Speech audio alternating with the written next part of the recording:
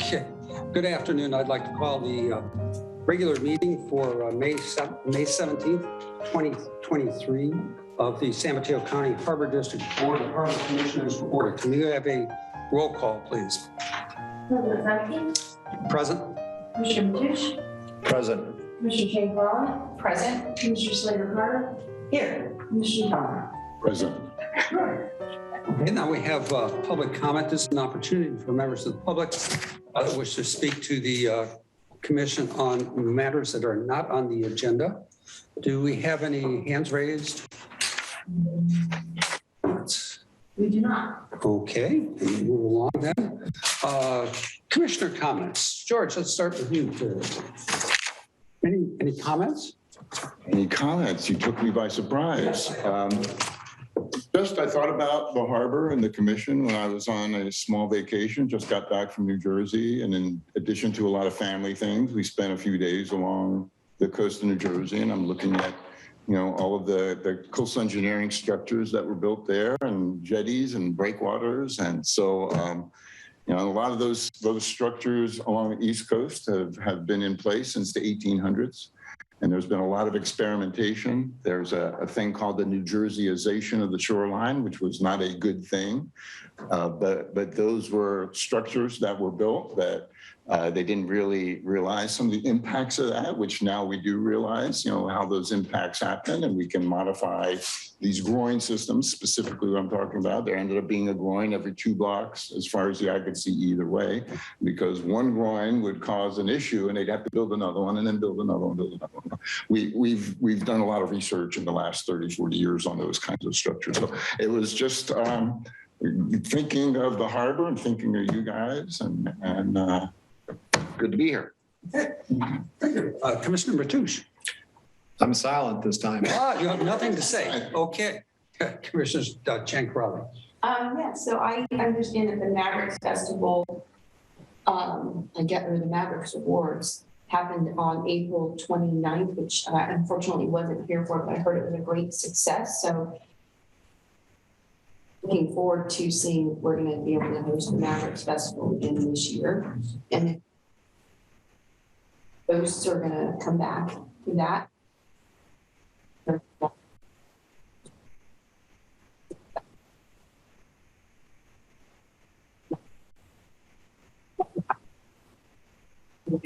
Well, that I was in Baltimore, and I'll notice these fireboats and stuff in the water and the Chesapeake Bay and the Baltimore Harbor. So it was just interesting, because I just think that what we do to protect our important, and it was that fireboat in the Baltimore Harbor. It was just a good reminder, you know, about the public service that we provide. That's all I have. Very good. Thank you. Commissioner Slater-Carter. I've been got some very strong and congratulatory comments on the new trail.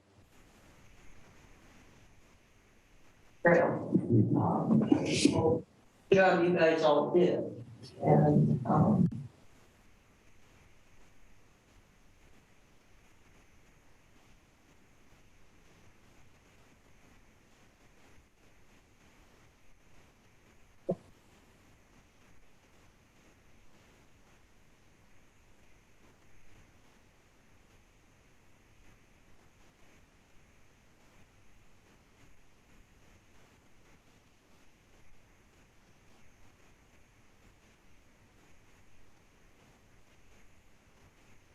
Comments. I have not taken any trips so far flung, but I did have the opportunity on Earth Day to participate with the VIP tour of the Pacific Beach Coalition, giving a tour of the activities that they do both along the beach and upstream in valleys, which I was very impressed with. And they must have had probably a total of 500 volunteers that day.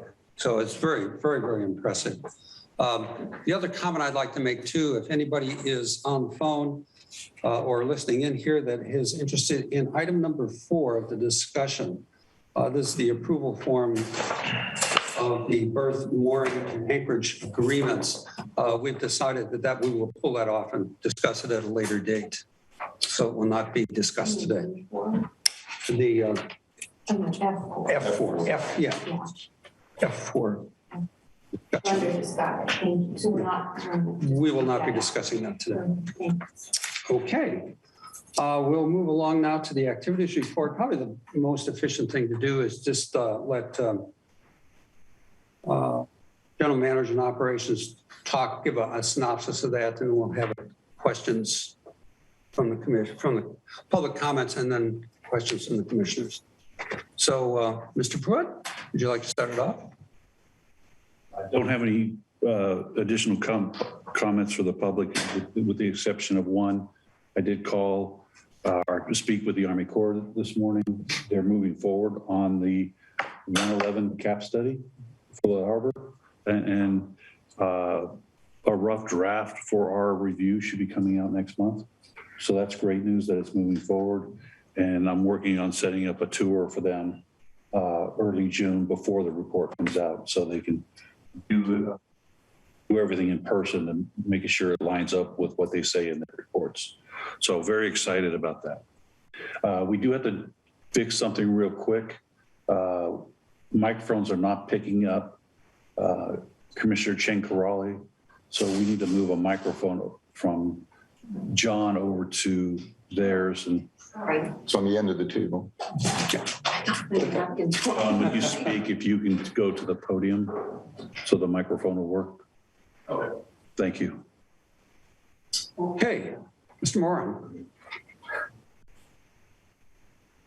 I don't have a whole lot. Fortunately, everything's going quite well at both harbors. At Oyster Point Marina, I will mention that under the leadership of James Smith, the harbor master, and the assistant harbor master, Jacob Walding, the current occupancy level is 86%, which is for last month, which is the highest that it's been in decades.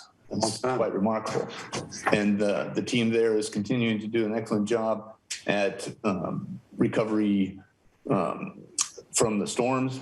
They've been continuing to clean up and do improvements as well, as they have at Pillar Point as well, under Harbor Master Tibby and Assistant Harbor Master Dante Madrigal. Then Dante led the charge in actually constructing, designing new signage, was able to work with NOAA to get the actual templates for the signage, but constructed the entire frame and everything by his own design with the help, of course, of staff. So there's more educational signage at the launch ramp than there has been in the past.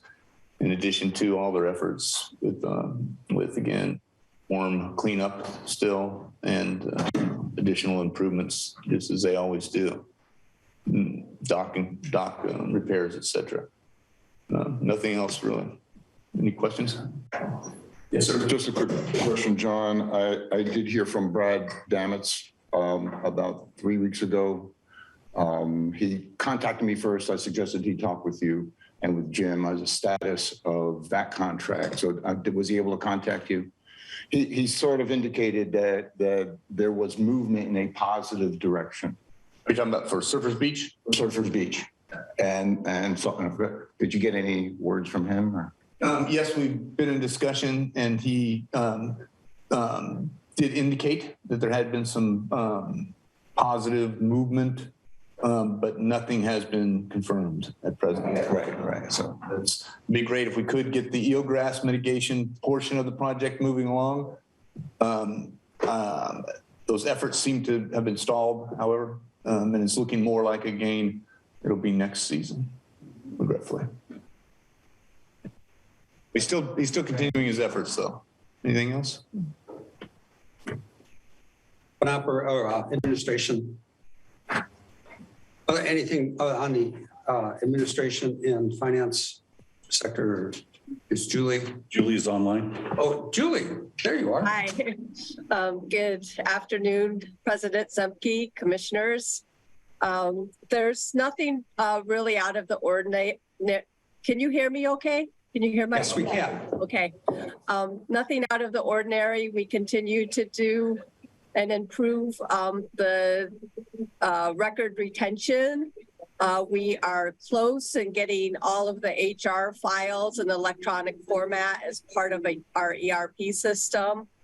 I am in Sacramento. On my way home today, I had a really good meeting with the CSDA and SDRMA, learning about all the legislation that's coming down the pike, and I can update you on that on our next meeting. Thank you. Very good, thank you. Okay, do we have any members of the public that would like to comment on the activity reports? No hands raised. No hands raised? Okay, I'll open up to questions and comments from the commission. Any other comments or questions on the activities report?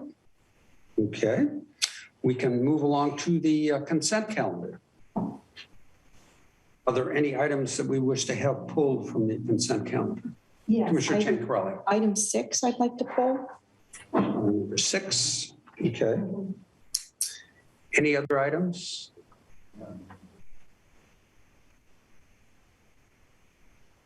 Okay, we will pull item number 6 and place that after item number 5 on the discussion calendar, just before the closed session. Call for public comment on this yet? Oh, okay, we should call. Is there any member of the public that would like to comment on any of the consent items? No public comment. Okay, no public comments.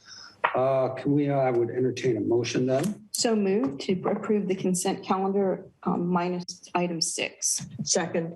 Okay, it's been moved and seconded. We approve the consent calendar, except for item number 6. Can we have a roll call, please? Commissioner Mateusz? Aye. Commissioner Chen Crowley? Aye. Commissioner Slater Carter? Yes. Commissioner Donrat? Yes. President Zemke? Aye. Okay, moving along to discussion. The first item is One Shore Line presentation. Mr. Butch, want to lead that off? Thank you, President Zemke, Commissioners. A few weeks back, we received a brief from One Shoreline, which is also the flood resiliency district for San Mateo County. On the issue are the report from Point Harbor Shoreline Area Protection and Enhancement District. So they're looking at just the shoreline around, in and around Pillar Point Harbor. And we asked them to come and make a presentation to the whole board, which is the same presentation we received. I think it's very informative, and I think there's a need for the board to be aware of what other things are going on out there. Mr. Bob Bartalio is working with One Shoreline as their contractor in development of this study, and he'll be making that presentation. Hopefully Len Matterman will be able to make it here before the end of the presentation if there's any questions. So I'm sure he's stuck in traffic. Yeah, actually, I got a text from him saying he is on his way and We can move the presentation. Just to kind of We move. can move it. Let's postpone that wait till he comes. Right now to item number 2, the San Mateo Resources Conservation District, Pillar Point Harbor Water Quality Update presentation. Mr. Pruitt. President Zemke again, thank you.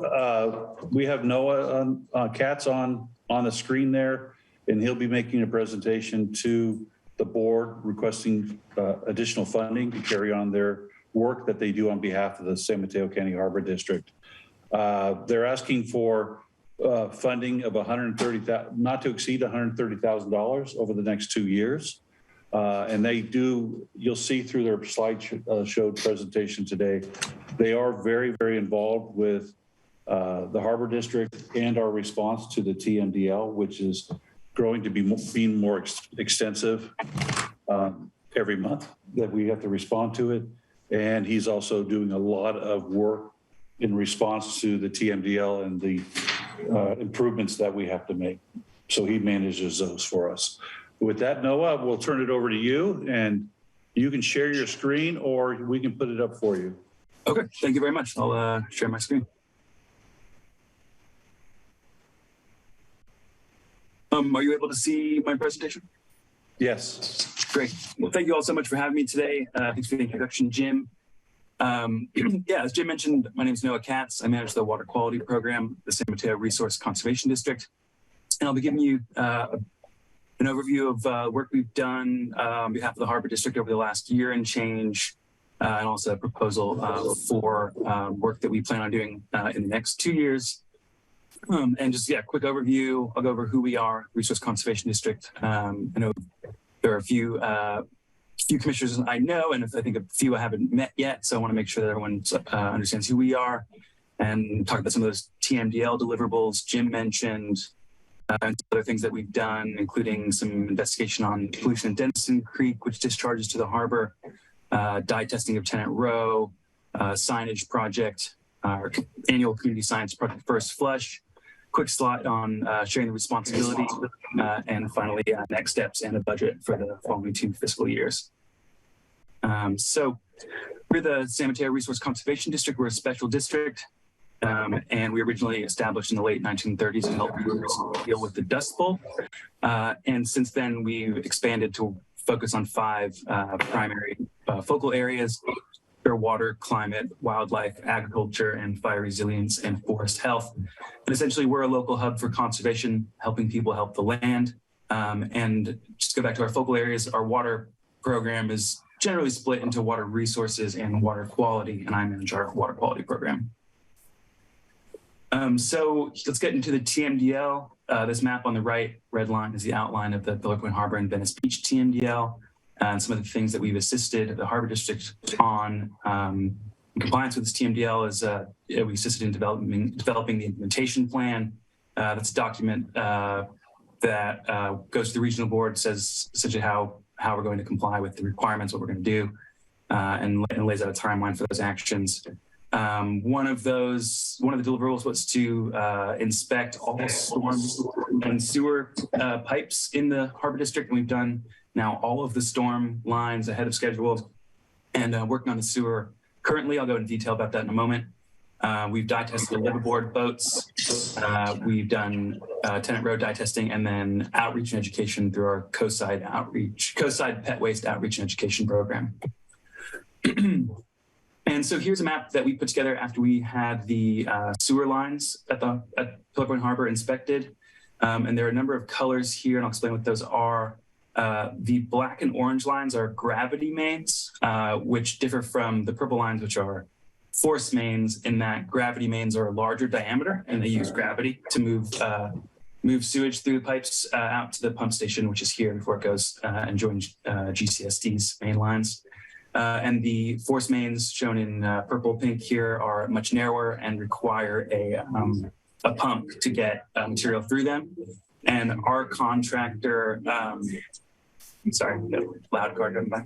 Our contractor was able to use a CCTV car, so it's like a little remote control car with a camera on it, to inspect all of the gravity mains last summer. And so that's the black lines are the PVC pipes. These are newer. And the orange lines are the vitrified clay pipes. Those are much older. And we found no issues in the sewer line, which is really great.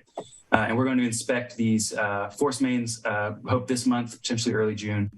But really good news, no issues in the sewer infrastructure in Pillar Point Harbor, which is great. And here's an overlay map of the stormwater lines shown in green, and the sewer lines that I showed you here is just in orange and pink. And the location of the pump station. And just a little bit of history here. We initially started CCTVing the stormwater lines back in 2017, 2018. And we nearly completed all of them except for this line right here. You can see my cursor. We call this St. Augustine stormwater line. We discovered a large deposit of fats, oils, and grease in there, which is clogging it up and inhibited our inspections.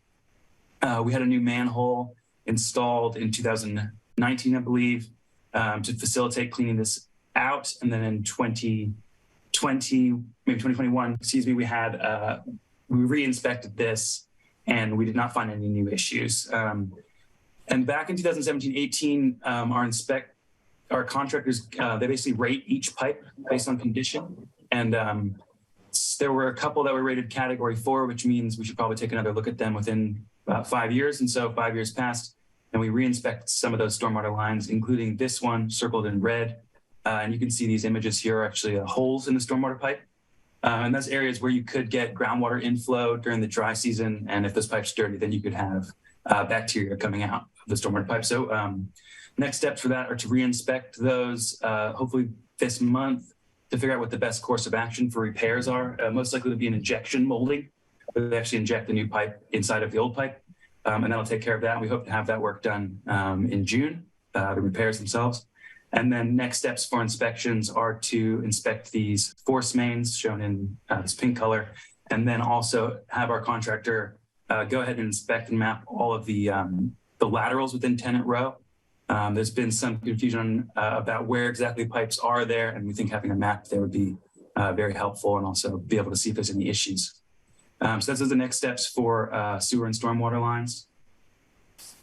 We did some dye testing of liveaboard boats where we went out on 2 different days on B dock and C dock and knocked on windows and asked people to let me on their boats so I could drop these non-toxic fluorescent dye tablets down, flushing down their toilets. And then we monitored the outside of the boats for any kind of fluorescence that might leach out of the holding tank. And we discovered no issues with no leaks. So everything looked good.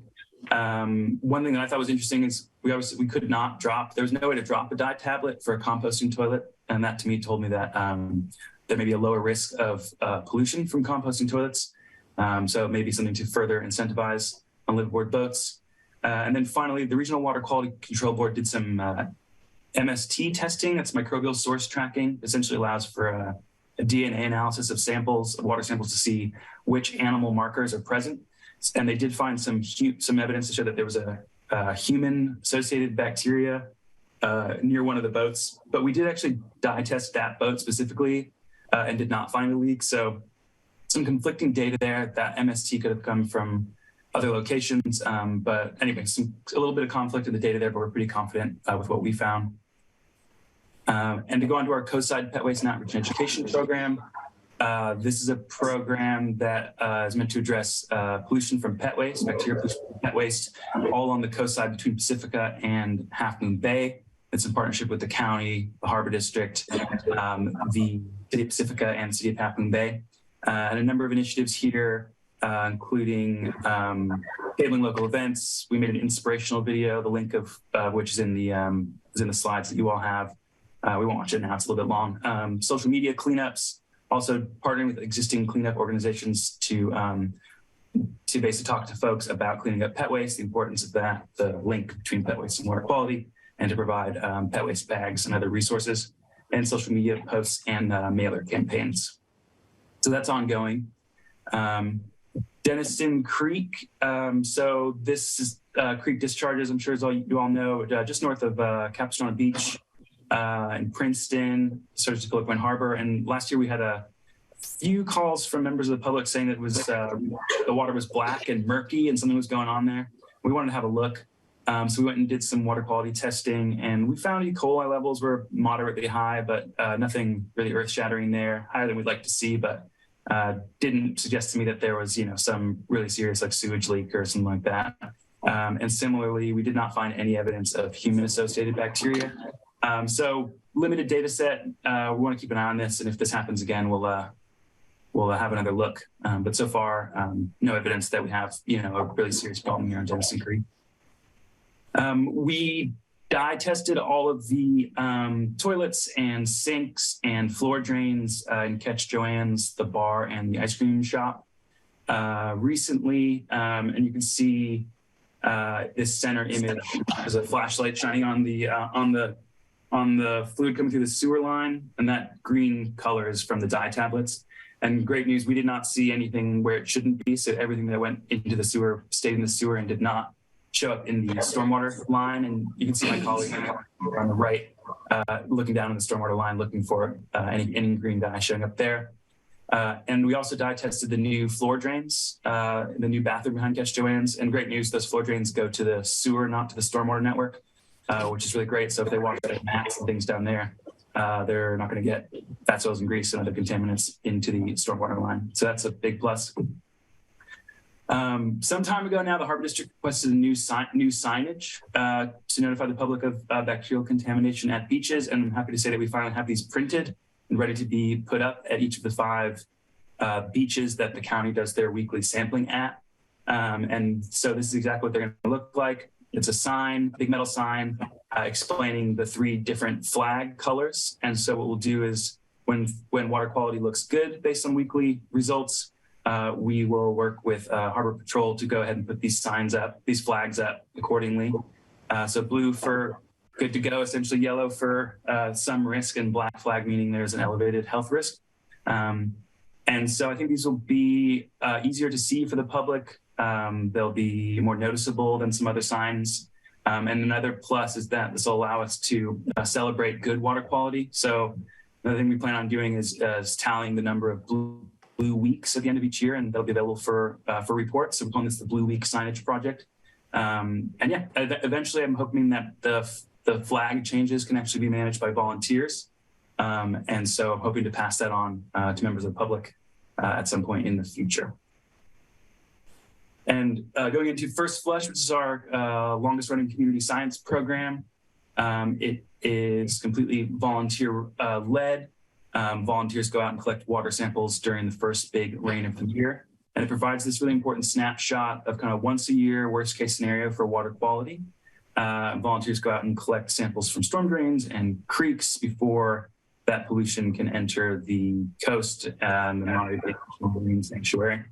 And this is important essentially because during the dry season, contaminants build up on land. And when you get that first big rain of the season, all those contaminants can wash down into the ocean. So we're curious what that impact is. And many thanks to our partners, funders. We work with Surfrider Foundation, City of Pacifica, San Mateo County, Harbor District, of course, Sewer Authority Mid-Coast Side, and the Monterey Bay National Marine Sanctuary. And these here, the map up top are the sites that we sampled for this year in Pillar Point Harbor. And this table at the bottom is what parameters we tested for. So it's fecal indicator bacteria, nitrates, and orthophosphates. Those are macronutrients, which can cause things like algal blooms through eutrophication, heavy metals, copper, lead, and zinc, total suspended solids. And then this year we added pyrethroid pesticides to the program. And pyrethroid pesticides are basically a family of pesticides that use a synthetic chemical that's naturally found in chrysanthemums. And we had a lot of interest from the public asking about pesticides. What we really wanted to do, and I think what people are really interested in, is looking at Roundup. But the test for Roundup is just prohibitively expensive. It's about like $1,000 per test. So we couldn't fit that in our budget this last year, but we're hoping at some point we will be able to. But long story short, we tested for about a dozen different pyrethroid pesticides and none were found in the Pillar Point Harbor sites. That's great news. An overview of our results: fecal indicator bacteria, that's E. coli and Enterococcus, were above recommended ranges at all sites within Pillar Point Harbor. And that is by no means good news. I don't want to minimize it, but that is a little bit what we expect to see with First Flush. As I mentioned, it's the worst day of the year for water quality, that once a year worst case scenario. We do hope to see these numbers go down in the future, but that's what we're seeing for now. And then nutrients, nitrates were above recommended ranges at Vassar only. Orthophosphates were had elevated levels at a number of sites. Copper, we actually saw elevated levels at 3 sites, and zinc and lead were within recommended ranges. And then total suspended solids, which is essentially a measure of how much was a suspended material, how much stuff's floating around in the water column, was within recommended ranges at all sites. And to give you an idea of what high total suspended solids look like, if any of you have seen any of the creeks or rivers here on the coast side this winter at all, it kind of looks like bad coffee. That all would have astronomically high TSS, total suspended solids. And then pyrethroid pesticides, as I mentioned, didn't find any of it at these Pillar Point Harbor sites or at Surfers Beach. And this is a graph, First Flush data, historical lead concentrations. I just want to bring your attention to the yellow line, which is Vassar drainage, Vassar Avenue. And you can see between 2017 and 2020, it looks like it went up and up and up. And for the first time, we actually saw lead above water quality objectives. So kind of in, quote unquote, dangerous levels. in San Mateo County. And we wanted to see if that was going to be if that's a chronic issue or just kind of a one-off. And the past 2 years in a row, it's been back down below the water quality objective. So we don't think this is a chronic issue, but we wanted to keep an eye on it and make sure. And then wrapping up here, this slide is just to show that with the initial investment from the Harbor District over the last nearly 20 years, we've leveraged an additional investment of nearly $500,000. We're actually not including a large grant that we got through Prop 8, which is actually over $1 million there as well, but a little bit fuzzy there. But anyway, point being that we've managed to make Harbor District investments go quite a long way and bring other interested parties into the conversation. And then finally, next steps. So to start with, next steps in the next month or so, we want to inspect those force mains, tenant row, and inspect and repair that one stormwater line this summer, all with the current contract. And then in the next 2 years, so fiscal year 24 and fiscal year 25, we want to continue to work on our annual community science program, First Flush, install signage that I mentioned, the Blue Week signage program, manage those website updates, social media posts and flag changes. That's a kind of weekly task. Ongoing assistance with the TMDL. And then we want to be able to respond to emerging issues, investigate unknown sources of pollution, and pursue alternative sources of funding, grants for stormwater capture projects, green infrastructure, other projects that would improve water quality, and finally continue working on our pet waste outreach and education program. So that is what we do for the next couple of years. And yeah, thank you very much. We can open it up for questions. Thank you for that presentation. Do we have any public comments? Anybody with a hands raised? One public comment. Okay. Ed Lawrence.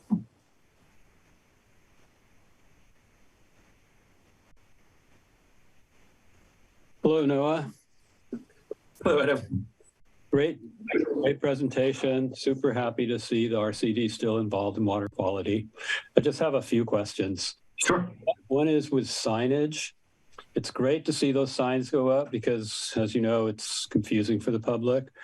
And one issue that's, I don't know that there's an easy solution for it, but often the creek that's sampled has high indicator bacterial counts, and then just the ocean or harbor, in this case, the harbor water, the counts are low. And so it would be great if there's a way to put a sign by the sampled site and maybe elsewhere where the water is cleaner. Like Surfrider tests a yacht club, county doesn't.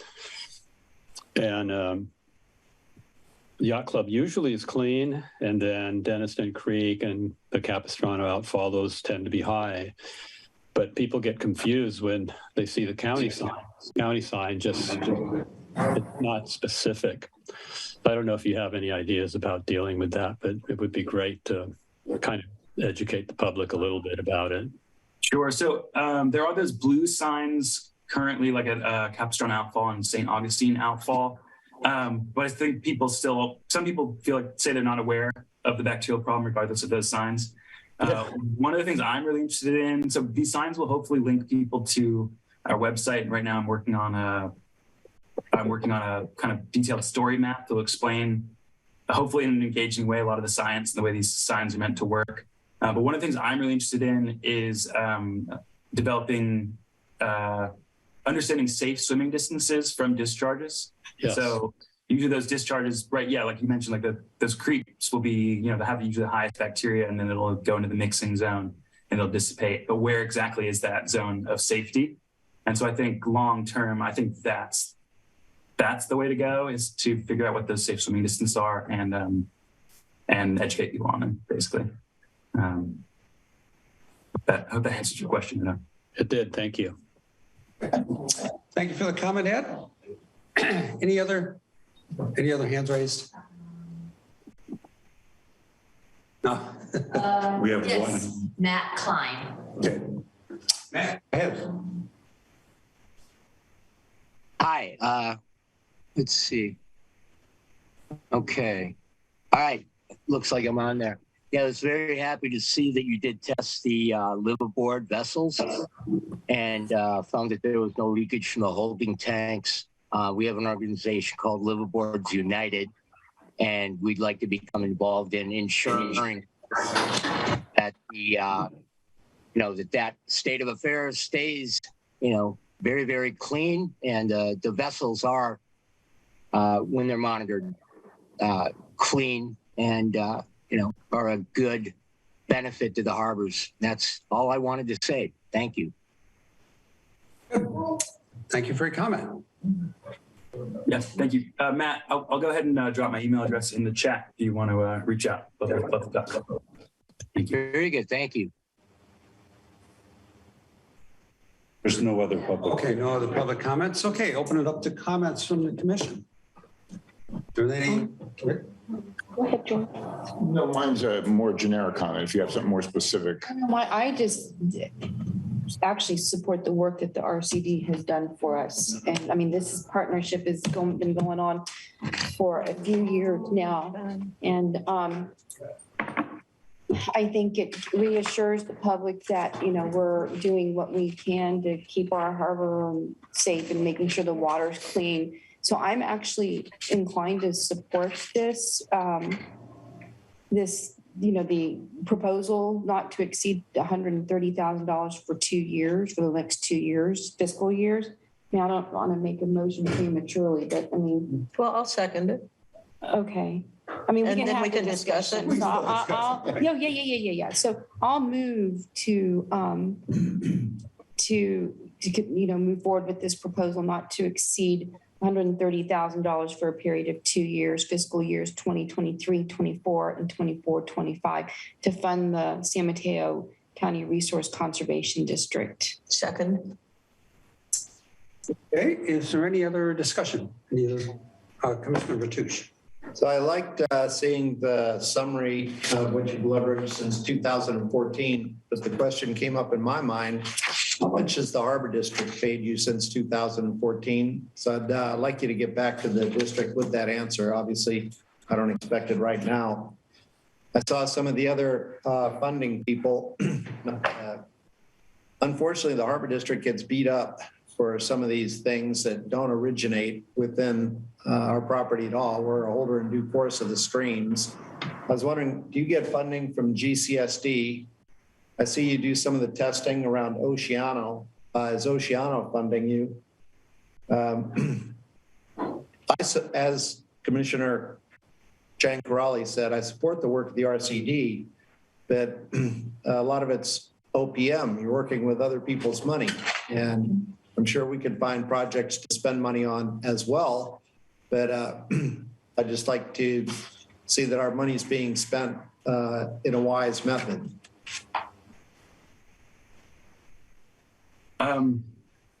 Thank you. So just to answer your three questions in order, I can tally that up and let you know what the total contribution from Harbor District has been since 2014. GCSD funding, we currently don't receive funding directly from GCSD. We do receive funding from Sewer Authority Mid-Coast side, of which GCSD is a part. In the past, we have received funding for water quality work directly from GCSD. In other work that the RCD does, we do work with GCSD. So we have an agreement with them to provide them essentially natural resources assistance as needed. We do work with them, and I do not currently receive funding from Oceano, and I'm not sure if we have in the past. Some of your force mains, gravity mains, something is on the other side of the road. It's definitely not Harbor District property. It's definitely not Harbor District property, and a big part of our work throughout the years with the Harbor District is ensuring that the Harbor District is not a source of pollution, not a source of bacteria, and also making that clear in meetings. Was that yesterday? Jim and I were in a meeting with members of the county and other implementing bodies in the TMDL, and there was a request from the regional board to do a special study, which is an additional, needs to be funded, possibly complex, expensive study looking at where pollution from Capistrano outfall is coming from. And with the data that we've managed to collect, I was able to, definitively say that's not coming from the Harbor District. So I think, I mean, I'm really interested in finding sources and not wasting time looking for the wrong things. And so I do think that's a value add, certainly. And that comes from the work that we've been able to do through our water quality assistance program with the Harbor District. See our amended item that we got on F2 lists a lot of items that it seems like the county or other agencies could be funding as well. I think there are opportunities to seek additional funding from other bodies. There has been some throughout our time working with the Harbor District. There's been some back and forth whether the board wanted us to, pursue improvements outside of Harbor District property. For example, outreach and education, or working with equestrian operations in the upper watersheds, because we went from the understanding that a lot of pollution is coming from outside, or work just on projects that are within Harbor District property and nowhere else. And we're happy to work with you all on what you'd prefer at this time. But yeah, when it comes to pollution coming from other sources outside of the Harbor District, I'm completely agree that we should try to seek funding from those from other sources as well. Okay. I have a specific question. Commissioner Ciancarelli. Sorry. So Noah, thanks for the presentation. Just to kind of piggyback on what Tom said, I actually had a question here because part of what y'all are doing is also this education and outreach. And it just seems like, do you think that we need more of that? Because I agree with Tom, having been involved with funding this and partnering with the RCD, that, I think that the Harbor District work is improving all the time. And a lot of it is thanks to you and the RCD and the work that y'all are doing. But, I can see other agencies still trying to leverage what they think is the current situation and using it as a hammer rather than, looking at the improvements and the partnerships that we have with you as an agency. So in terms of education and outreach, I mean, how do y'all define that for us? Sure. So we have through our COSIDE, let me back up. We have our COSIDE Pet Waste Outreach Education Program, which is in partnership with the City of Pacifica, City of Half Moon Bay, and the county, and they do a cost share of about $50K per year over 3 years. And then the Harbor District is, in the budget proposal, essentially $5,000 a year additionally from the Harbor District to augment those outreach and education initiatives. And in terms of if it's needed, I think that generally, land-sea connection education is needed to educate people, not only people who live on the coastline, but also people who visit, that what they do on land has water quality impacts downstream. And I do think that it's pet waste focused because one of the TMDL implementation actions do outreach for pet waste. And so there's a regulatory compliance need for that work, but there's also, I think, a wider watershed health, water quality education need more generally, as I see it being essentially preventative care for water quality to stop pollution from entering it before it gets there. And then I think you asked specifically how do I define outreach and education? So what are those initiatives? And that's social media, the strategies of social media, mailers, videos, updating a website, share information, and that kind of thing. I apologize. Does that answer your question, Commissioner? Yeah, thanks. Thank you. Commissioner Carter. Yes. Sorry, Catherine. Yes. I have been reading the county's stormwater permit that was renewed last July, and then wandering around Montera and El Granada, and we have, there's lots of stormwater problems, and it's been documented There's an excellent documentation of the stormwater problems available from the Mid-Coast Community Council. And I'm sure they've been in touch with you, but you might want to contact Greg Diegas to get a hold of what the community has put together. Because this year, both in El Granada, the amount of stormwater pouring out off of the park, Quarry Park, and just from the unpaved roads up higher, I saw stones this big being pushed down the street. And one of the things that the county doesn't do is it doesn't say, nowhere have I seen a sign like I see in Burlingame or San Mateo, this drains to the ocean. Well, they don't drain to the ocean, they drain to the bay, but none of the outfalls from on the coast side say this drains to the ocean.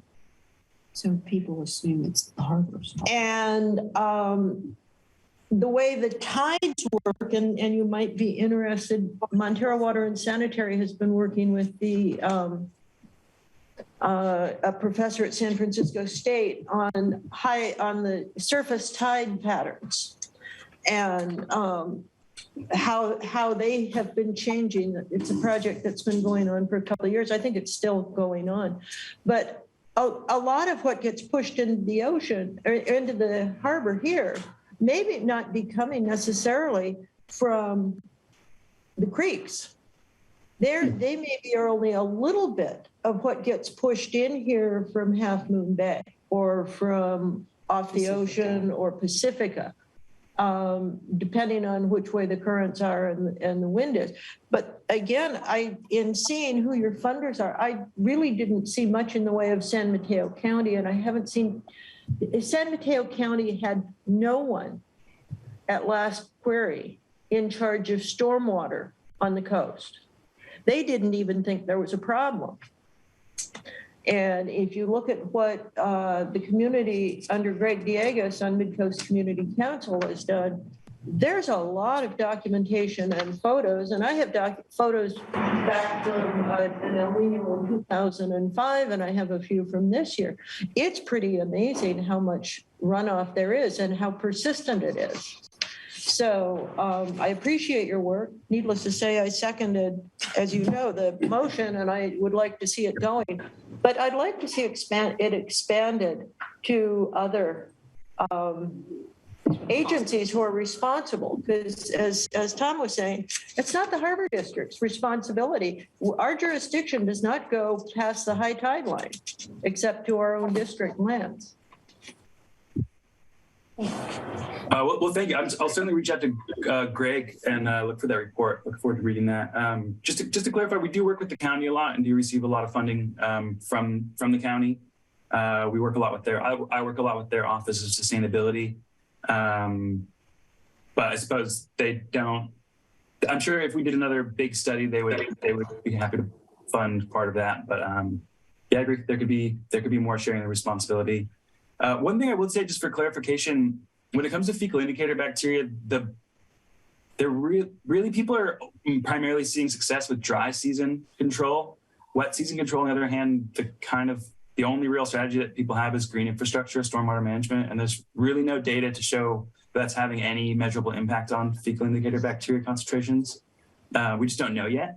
It's new enough that we haven't seen it. And I do think when it comes to making measurable improvements on the number of exceedances at these beaches, a year that dry season flows are the place to focus energies. And still most of those come from outside of the harbor district. And so there's work to be done, across these watersheds. But yeah, I think we can design stormwater management for, a 10-year storm, there'll always be a bigger storm. And really if we're going to be successful about controlling fecal indicator bacteria, we need to focus on dry season flows. Thank you, Noah. Commissioner George, go ahead. Another quick question. Is there any value in knowing after these pollutants leave that source that you're measuring, what happens to it when it gets in the harbor itself? Are there any areas where that material then kind of gets concentrated? Talk about the water portion now. Okay. Mm-hmm. The follow-up question is then the interface between these pollutants and the sediment. A lot of those pollutants will attach itself to the silts and clays. And then once it gets in the harbor and we have to dredge it, then does become our concern. So I don't know, it's a question for John and maybe Jim. Do we have a similar program that every once in a while we do sediment sampling throughout the harbor to see where pollutants may be starting to show up? We do testing with. That's prior to the dredging? Testing. I'm sorry, go ahead. We do water testing throughout the harbor in different areas, but I don't think we do sediment testing. Sediment, okay. We outside of the current project. So you would have to test your sediments prior to dredging to get a permit. So we do that part. Attached to a project. Okay. But to get ahead, we don't really look at, if there's concentrated sediments coming out of any of these creeks, that then we get it there before it gets into any of our channels. We don't do that part. Okay. Those are really great points, great questions. So a couple of things so if you're looking at a freshwater discharge coming out to the harbor, to the ocean, the shape of that plume, I always imagine that if you see a discharge, it would kind of come out like a lollipop, and you'd have this big plume of contamination. Actually, because freshwater is less dense than saltwater, it'll float to the top a lot and then be pushed back as kind of this like thin band along the beach. So you have your area in the mixing zone of highest contamination there, and then eventually that'll be mixed and most likely incorporate with sand and sediment. And we have actually tested sands at these beaches and did find pretty high fecal indicator bacteria. There's some data to show that when you have a lot of wave energy or rain, it's going to then mix that up, and the sands themselves will act as essentially a source of fecal indicator bacteria in the water column, and it could impact the county's weekly sampling events. And I don't know if, occasionally getting rid of that sand and replacing it would actually have a measurable impact on fecal indicator bacteria. I'm not sure. But there is some interaction there with what I consider secondary sources of bacteria.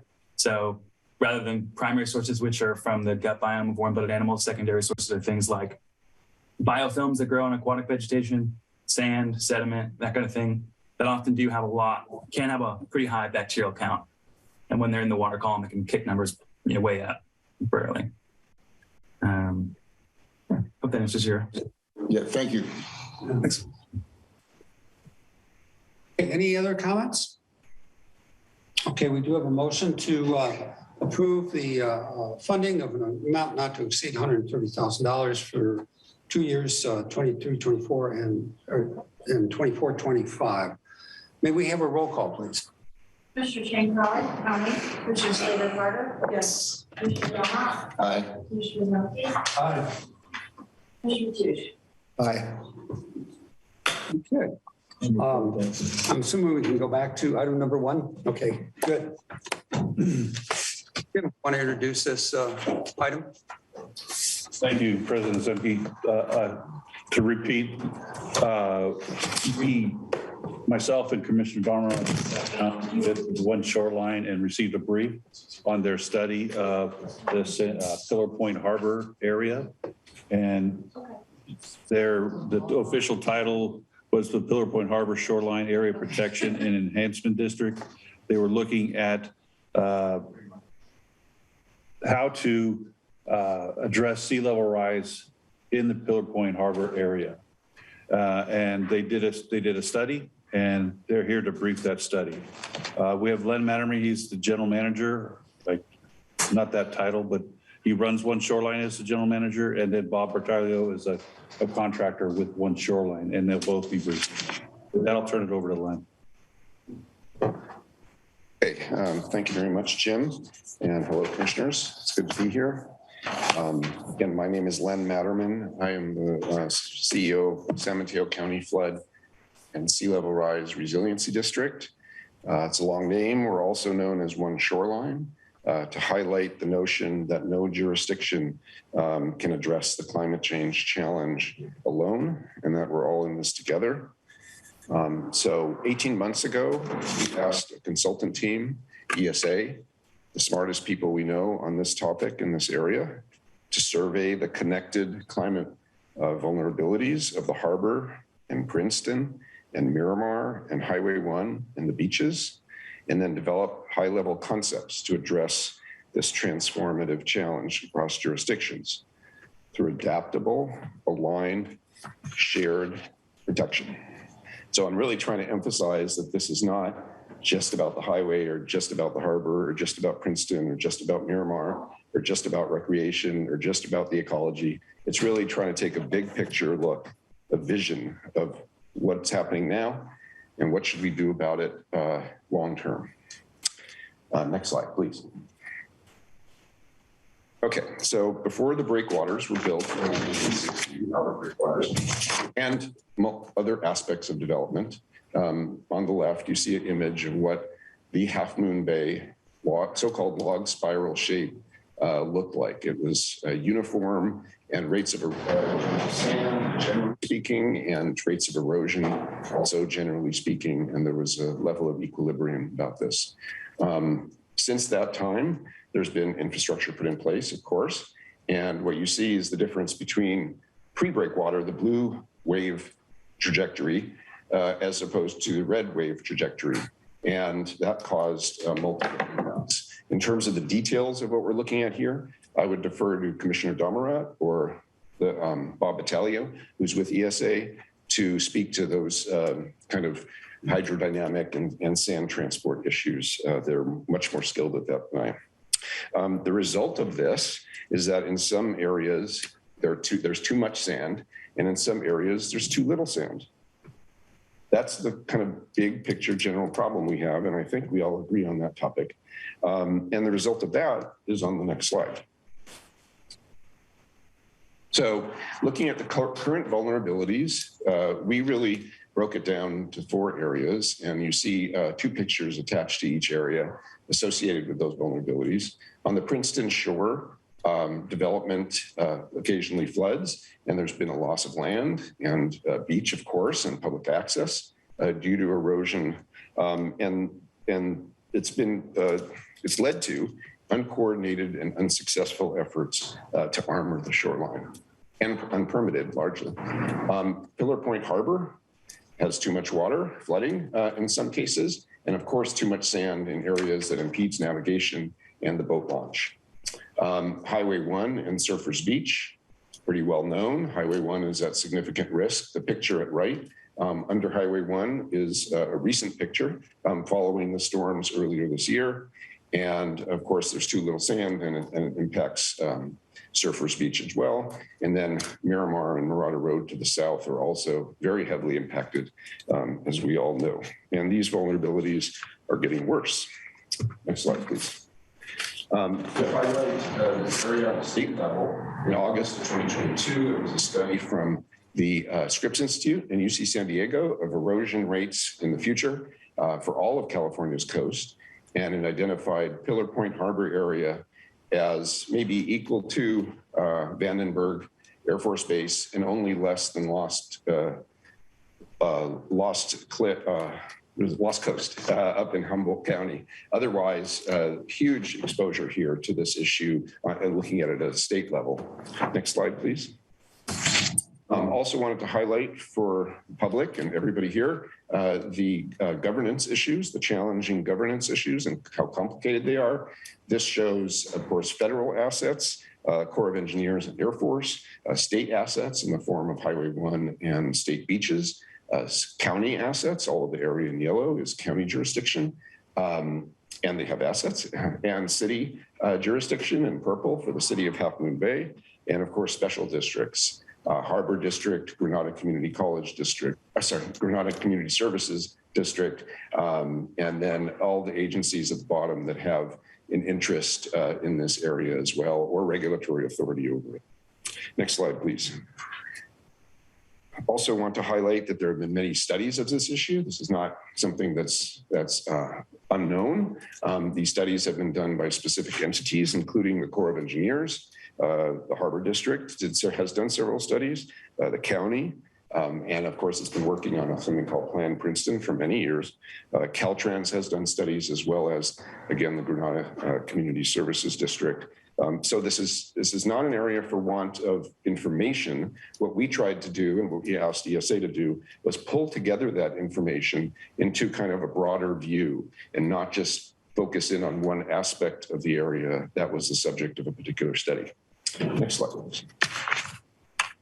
Okay, this is perhaps the most important slide because it really just kind of provides an overview of what we were trying to accomplish. Our objectives for this project, this study, were to identify how to sustain the long-term viability of key assets.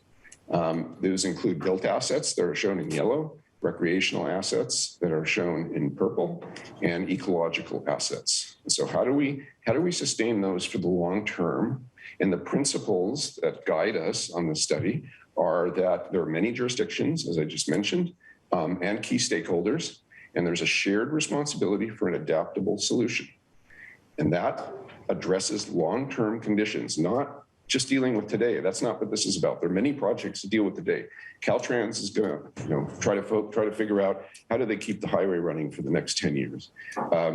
There are issues with the Harbor District. How do you keep navigation going? Of course. Issues with the Coastal Trail and Mirada Road, and those are ongoing. Princeton has urgent issues. So this is not about today's urgent issues. This is about the long-term urgent issues. So getting back to the guiding principles, adaptable regional solution for long-term conditions and working with nature rather than fighting it. Many efforts are trying to fight nature that are out there, and we consider those long-term to be more difficult, more expensive, and if they require energy, much more energy intensive because they're becoming more difficult. So this is the big picture of what the study was about. I'm going to turn it over to Bob Mateo. He's with ESA, and he's been working in this space, so to speak, for a long time. And he'll talk about some of the specific findings of the study. Thank you. And I'll be around to answer questions, of course. Thanks, Len. Good afternoon, commissioners. Thanks for the opportunity to speak to you and talk about this vision. Let's see. I think the next slide, please, if you don't mind. Thank you. So I'm going to talk a little bit on the engineering side and physical processes, and then get into the alternatives or the vision that we have, which is one alternative. So without one shoreline's guiding principles, i.e. under the status quo, what might sea level rise protection look like? Of course, we don't know that answer, but generally we think the breakwaters would have to be adjusted, rebuilt and raised. Now we're talking about year 2100, 6+ feet of sea level rise. So we're not talking about right now, we're talking about into the future. So to maintain protection of the berths, we think that the breakwaters would have to be upgraded and other facilities protected and raised. At Princeton, there's an existing problem, and we expect that some sort of shoreline armoring or realignment, some action is needed there. Along Highway 1, there is shoreline armoring that is protecting the roadway, but it seems kind of tenuous. Perhaps needs to be upgraded and will likely extend. The green line shows it extending all the way down to the next stoplight. I mean, or beyond that, farther down, which is likely to happen if we were to predict things without other actions. And then at Miramar and down farther down, even beyond Arroyo Medio, beyond Mirada Lane, there's a severe existing problem I think you're all aware of with the erosion and the threat to the built environment there. And so we expect that there would be armoring or realignment in those locations. Next slide, please. So I want to talk a little bit about problem definition. As an engineer, we like to try to define problems before we solve them.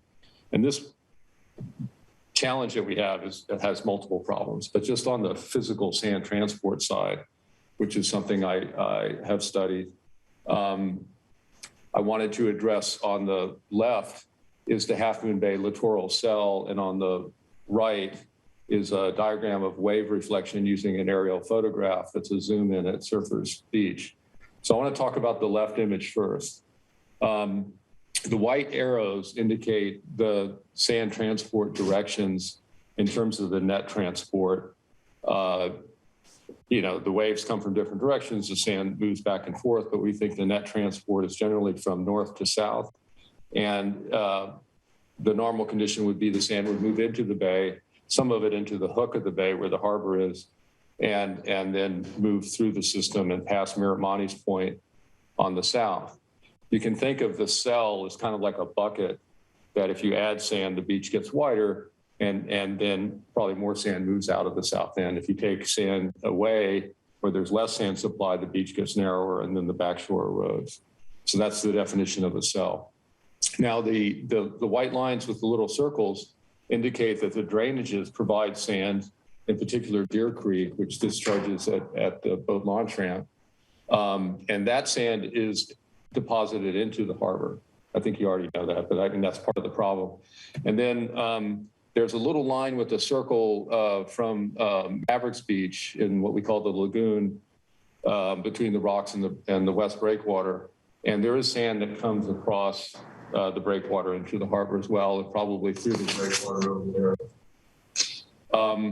So basically what happens is the sand that would go down the coast and would go past Surfers Beach is trapped in the harbor. A lot of that sand is trapped in the harbor. So the harbor's a big sand trap right now.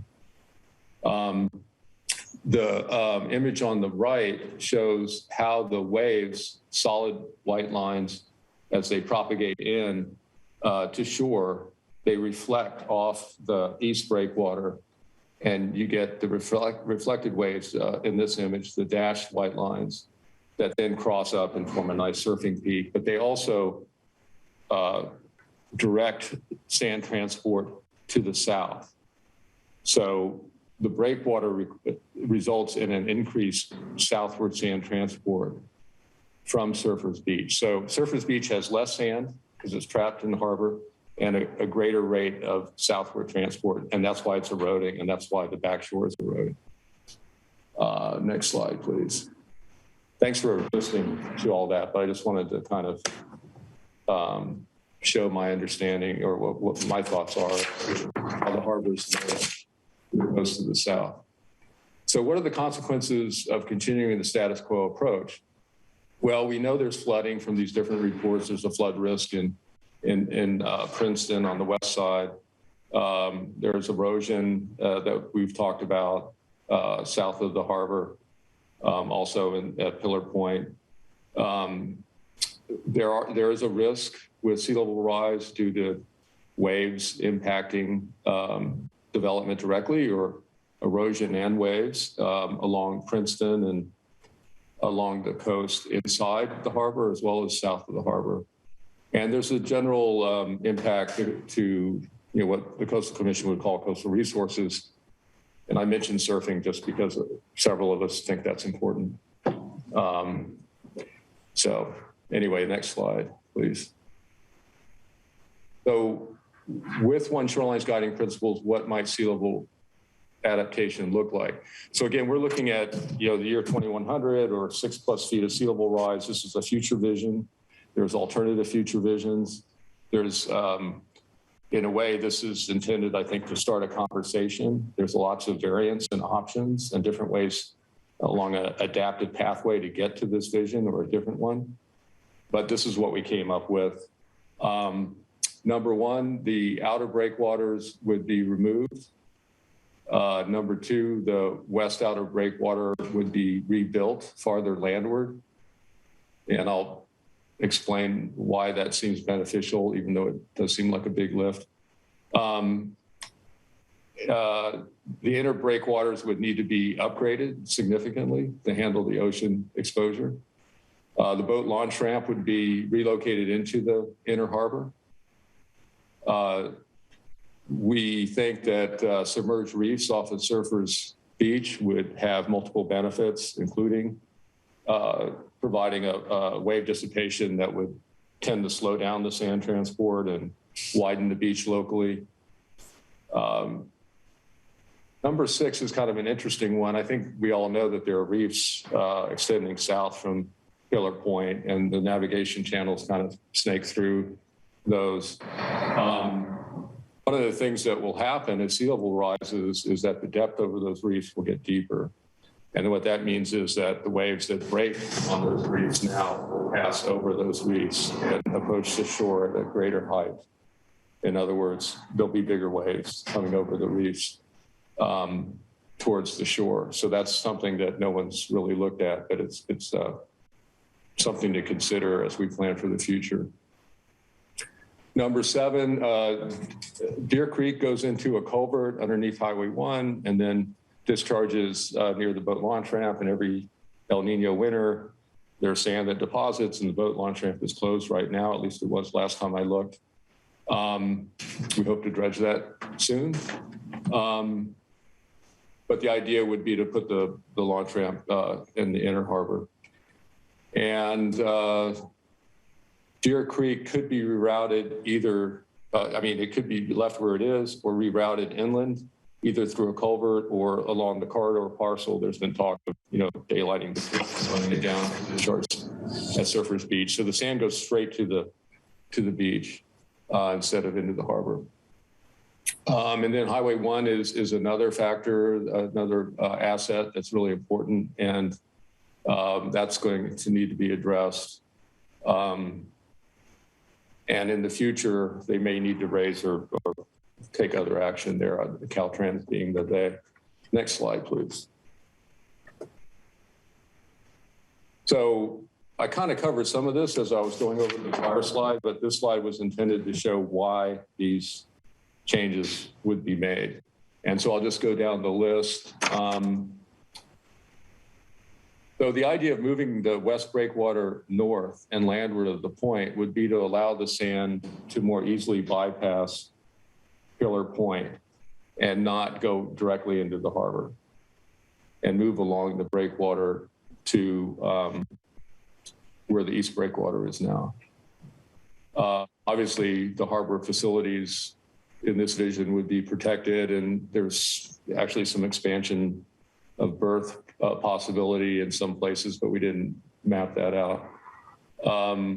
Wave patterns from this breakwater setup would, we think, allow sand to deposit at Princeton rather than move away. So that makes the adaptation at Princeton a little easier. Deer Creek doesn't impact the boat launch ramp and doesn't shoal the harbor and affect navigation. By changing the sand transport, the beaches would be restored to some degree, depending on how much sea level rise occurs.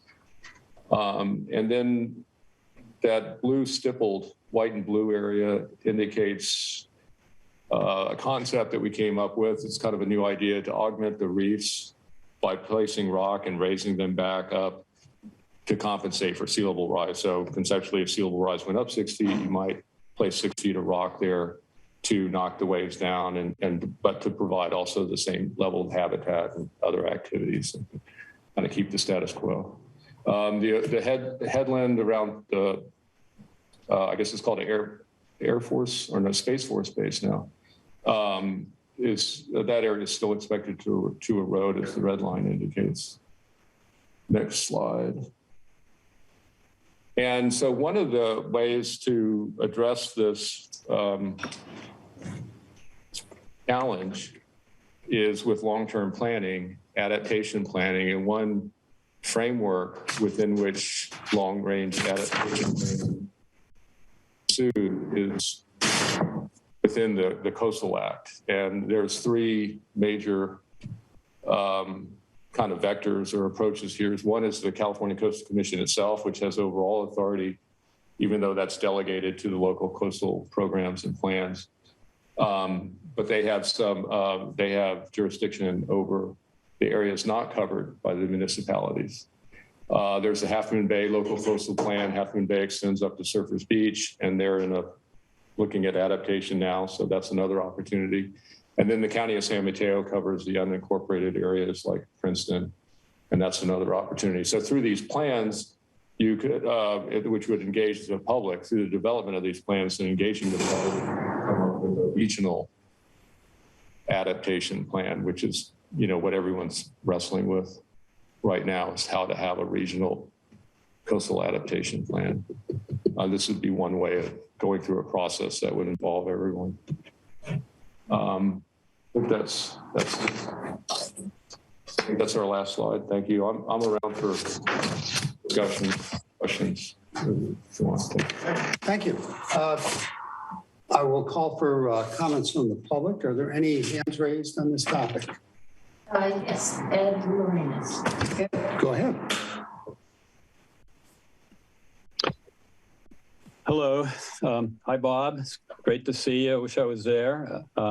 Thank you to One Shoreline and Harbor District for bringing this topic to the meeting. It's nice to finally see the fruits of your efforts, Bob. I have lots of comments on this, and I only got 2 minutes, so I'll try to be quick. One of the concepts that I think is really important is to remember that Pillar Point Harbor is a harbor of refuge, and that last drawing where the jetties had been moved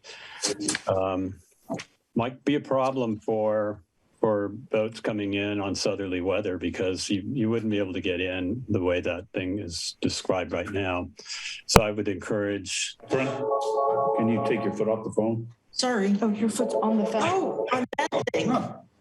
Oh, sorry. Okay. Go ahead, Ed. Yes. Sorry, Ed. That's okay. I think that should be considered, because if you're a fisherman or a sailor on a boat in southerly weather, you may not even get into San Francisco, but you could, right now anyway, you can pretty much enter Pillar Point Harbor at any time. Another thing is the Half Moon Bay was created by a lot of sand movement over the years, even before the jetties were there, and you have that beautiful arc that's created. And it seems to me that even with the cutouts and the way you've described it, you'd still have to do something to prevent erosion along the new shoreline created by the movement of the breakwater. I'm glad to see all these concepts. And one last thing I'd like to say is I'm excited to see this conversation, and I'm very happy that it was described as a kind of a template for future discussions to see how we'll all adapt to this. Thanks. You, Ed? Next, we have Kimberly Williams. Go ahead, Kim.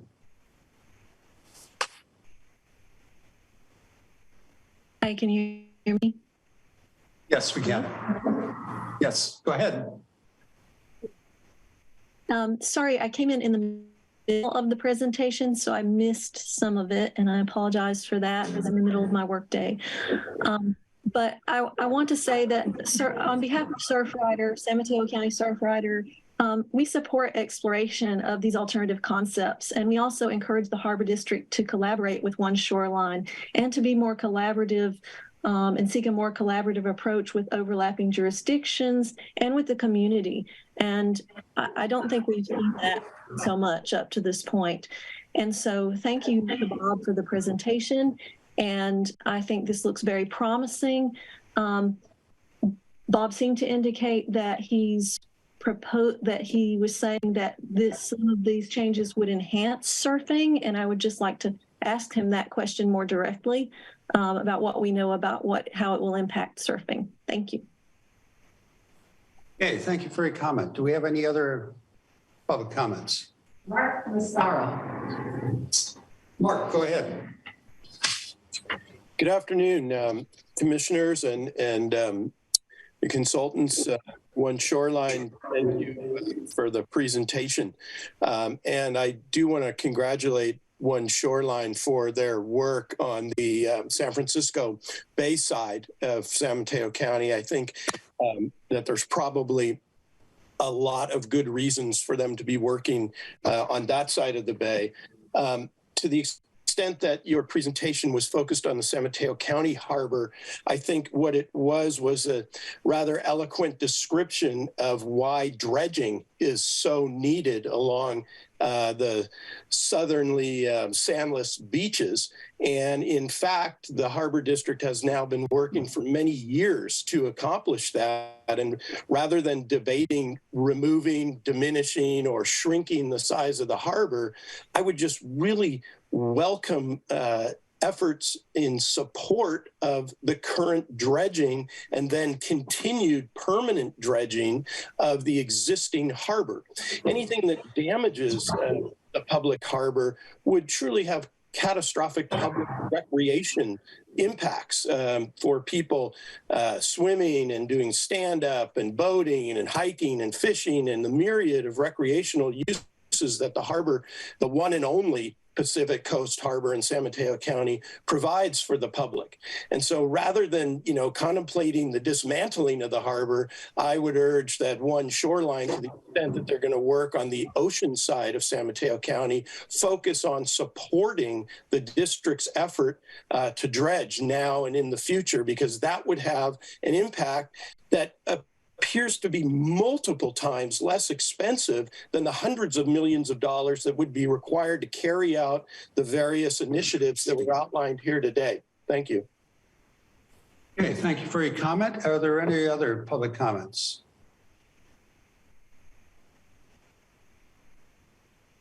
Okay, I will open it to commissioner comments. Is there a commissioner that would like to? Okay, let's get going here. No. First of all, I really want to thank One Shoreline, Bob and Len, and especially Len's early comment in the start of his presentation. This is truly a system, and it's a systems approach we got to take.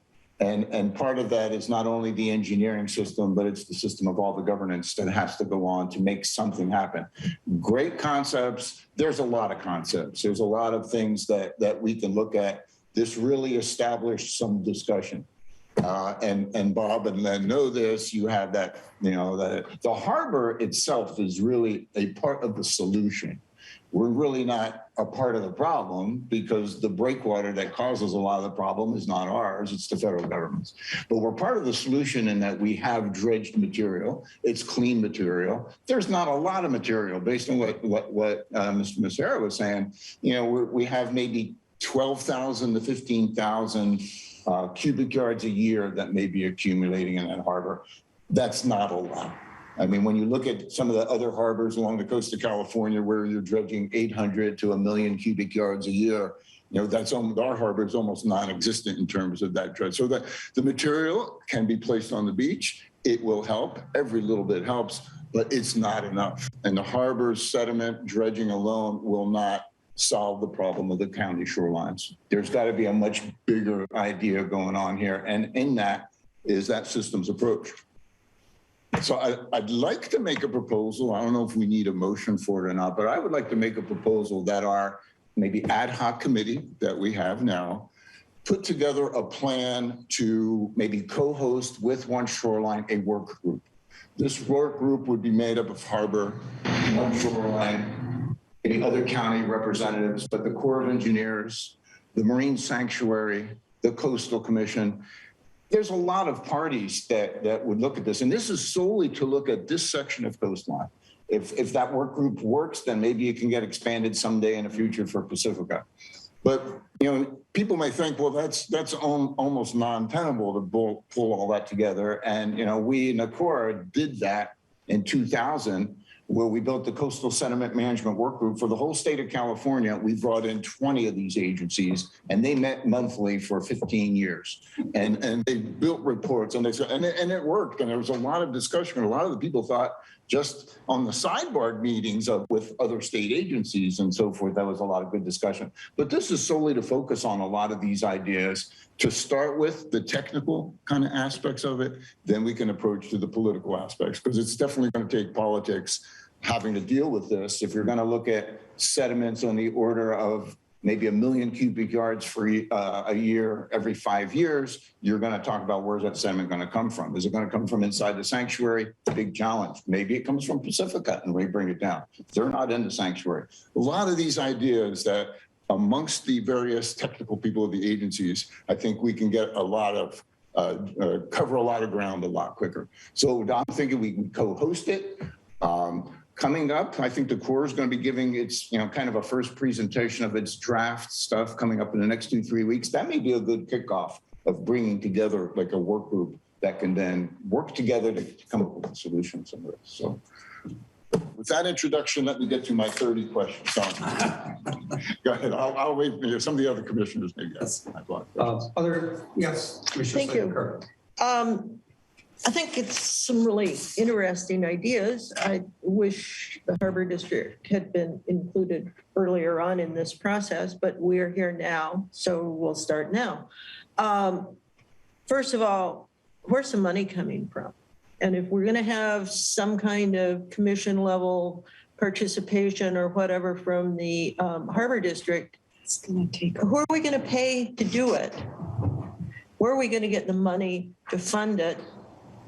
Because I don't want us just to be a byline on this. I've watched this whole eelgrass fiasco, just trying to get some simple dredging that 4 years ago, if we'd been able to get the permit, we could have had it done by now. All of a sudden this year, eelgrass is, oh my God, it's sacred. And so now we can't dredge this year because I don't know what's going to be sacred in the next permit cycle. If you have any ideas, it might be nice to know ahead of time. And what about all the folks who fish from the breakwater? There's fishing is important, but what I noticed is you didn't outline the San Gregorio Fault, and it's a wide fault. It's got 2 parts. It's moving. And so what struck me was we're doing all this work here. We're going to be losing Seal Cove and the mountain probably before the committee finishes its work. And so it will change things. Are you going to put more you can't put more reefs in the marine protected area that's already slowing down the ocean a little bit here, but clearly not enough. And all the earthquake faults that are up there that keep that moving kind of like jello. I mean, I have friends who live up there, and I know how often the sewer lines and water lines are impacted by faults none of us hear or see. And there are houses falling off the ocean there into the ocean right now. And there are other houses that they continually are repairing them because they have an earthquake fault real close, and they're shifting and dividing and doing interesting geometric things that houses weren't engineered to do. So I think looking at this is a good plan, but I will probably be following this when I'm very, very, very old and find it very curious. But I think my personal opinion is, sure, we can study it to death, but let's leave it alone until we really have a more thorough understanding of the San Andreas Fault and Seal Cove and what the construction of Big Wave is going to be doing just up from that little wetland area. The county, after 18 years, approved this huge development with monster buildings. It's going to change the way water flows into that wetland. So we need to be keeping an eye on it. But yeah, it's not in my lifetime, but it's going to be interesting. I'll tell my children to keep an eye out for when the mountain breaks there at Seal Cove. Thank you. Commissioner Ratouche. I'd like to start out by saying I'd be really remiss if I didn't start out by saying One Shoreline's lack of communication and collaboration with the Harbor District left me very puzzled. When I'm reading about One Shoreline making decisions about the Harbor District and they hadn't contacted the Harbor District, I just wondered who got the permission to make these type of decisions. Then we look at the current plan of the Harbor District, or the breakwater as it is. how many decades went into planning that and trying to do the best thing? And now we're saying, well, you know what, after all that work, it's failing.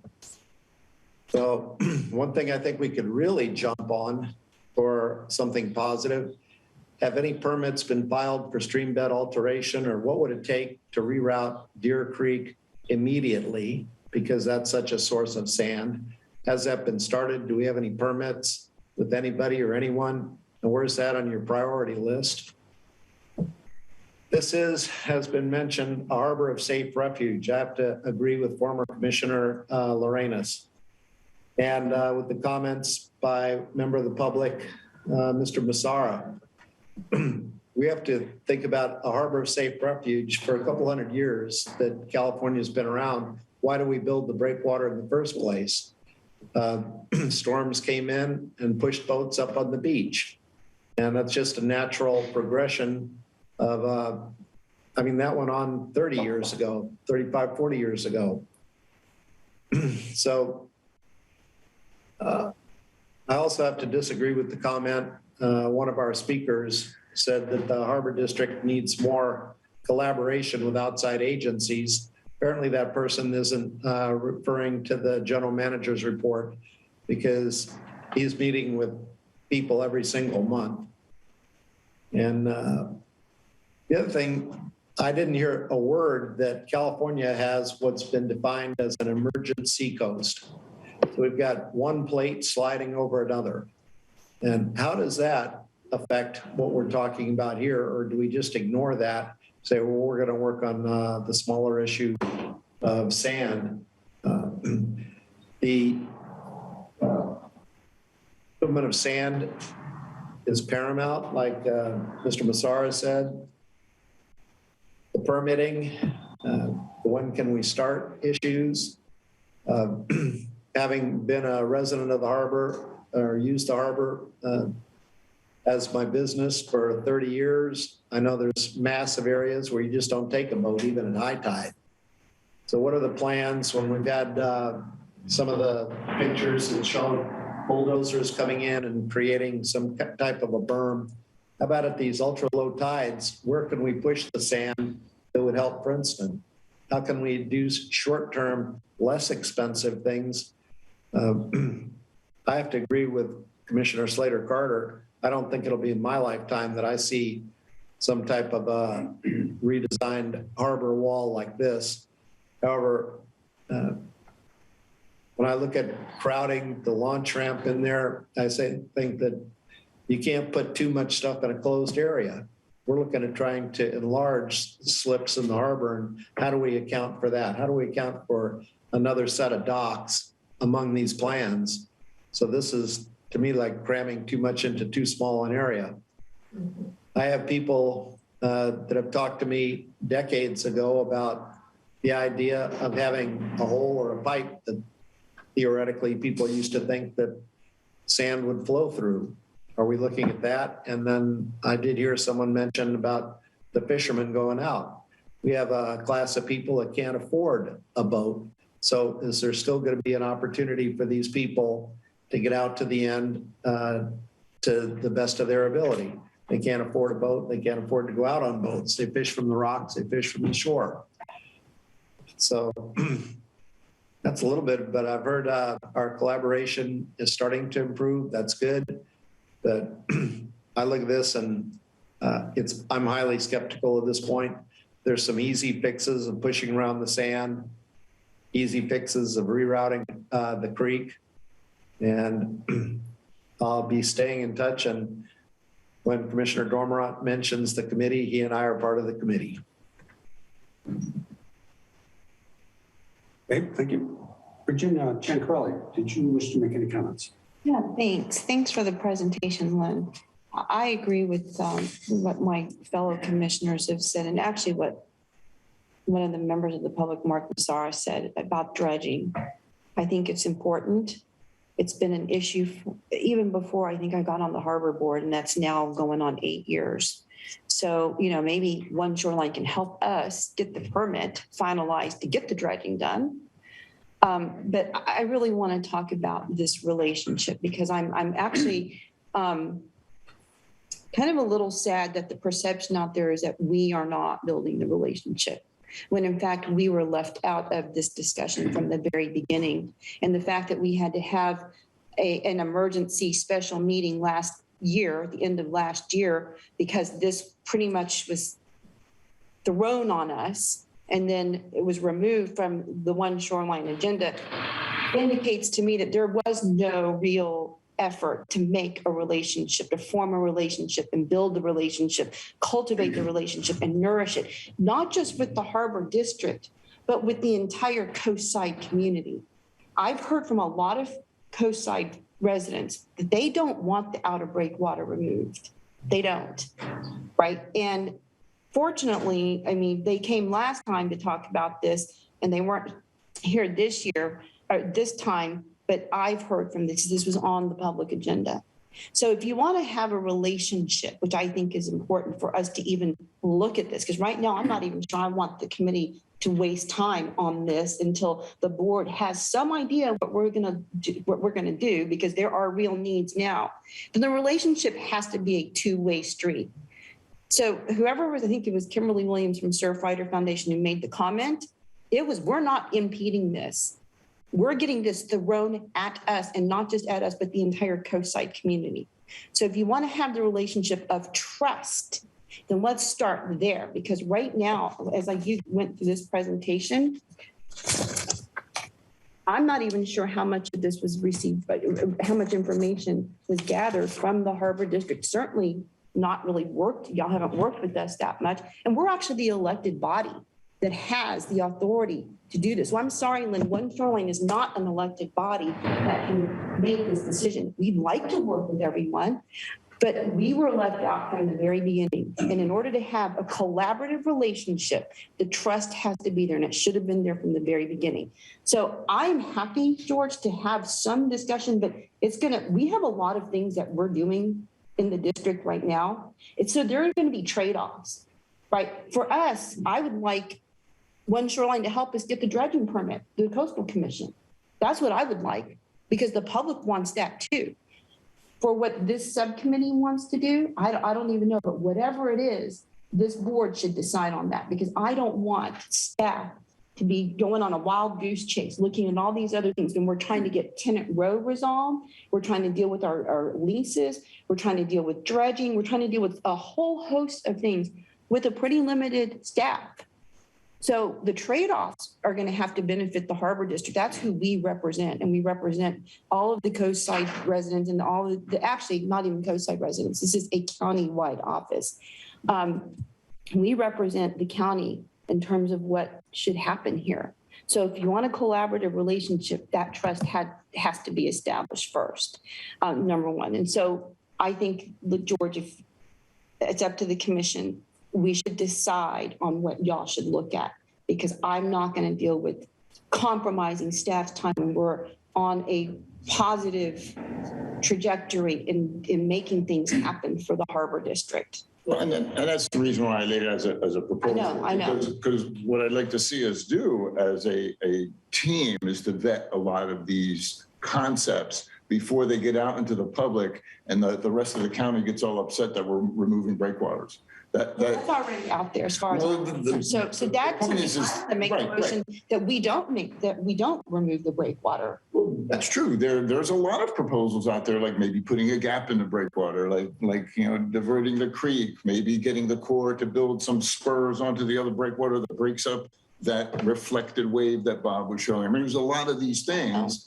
So a lot of these things got to be vetted through the commission. Through the commission. That well, once the team looks at it, then that's presented to the committee. I mean, that's presented to the commission. Well, what team are you talking about? I'm just talking about kind of a technical team that we have, Coastal Commission. I'm talking about a team where the commission directs the committee on what we're looking at, so that we have a shared vision, at least with the commission. Right? I don't even think we have a shared vision with One Shoreline. Lynn, I'm sorry, that is how I feel, because we were left out from the beginning. So there is no shared vision in my mind.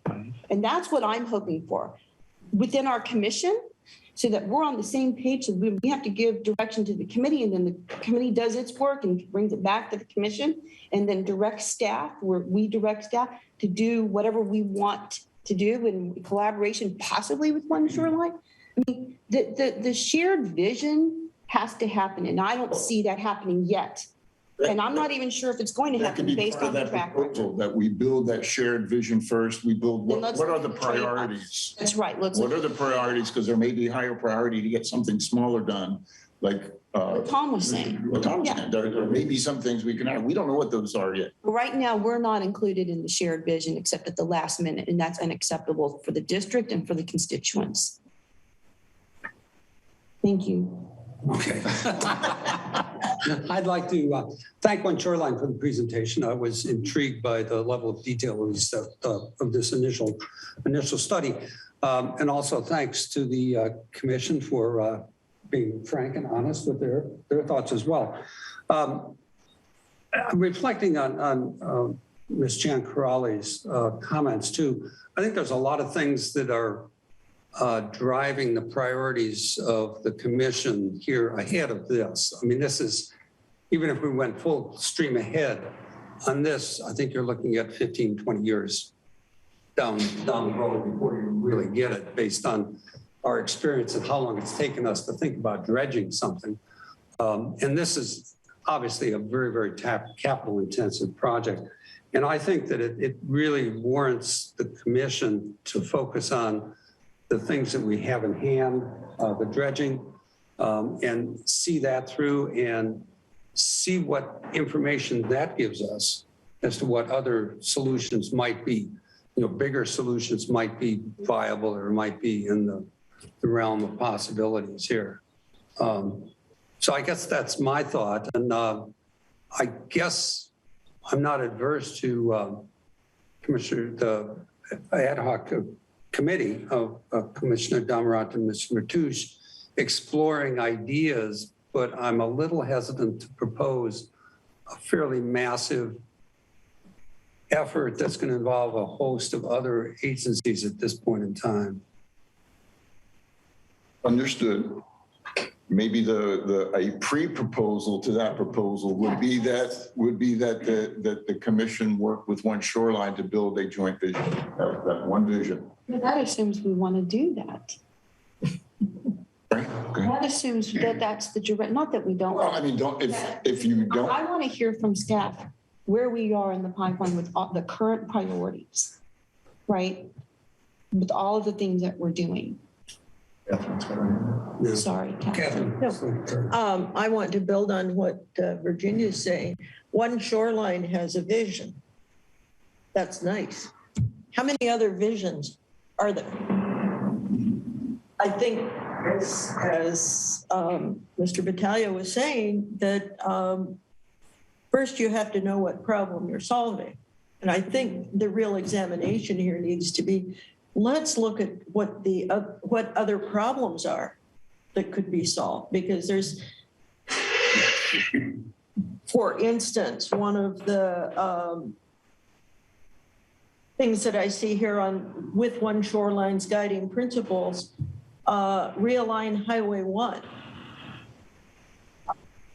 Tell you for a fact, the folks in San Mateo and Redwood City were explosion from the citizens of El Granada that were advertised as, oh, gee, you'd have to have a huge auditorium for people to say, no, you're not realigning Highway 1. We've got too much infrastructure, number one, just inside of Highway 1 on the Burnham Strip. But you've also got folks, because I've brought it up before, and these are the responses I got, was you can't even move the highway in, so it goes on this little peripheral road right outside here. People go, oh no, we don't want all that traffic inside El Granada. The highway was designed for that traffic, not us. So maybe raising Highway 1, but then you've got a historic town designed by Daniel Burnham, and they're very protective of their views. The Community Services District just spent a whole lot of money buying the Burnham Strip to keep apartments from going in there and from that view being destroyed. So the kind of uproar that you would have I would shelter in place in Montera behind the mountain. It's just it's a serious issue. So I think before we start looking at what One Shoreline's guiding principles are, you ask the community, what are your guiding principles? Well, certainly the Harbor District was never asked to be included in understanding what the guiding principles are, yet we're being asked to change the configuration of our entire harbor. So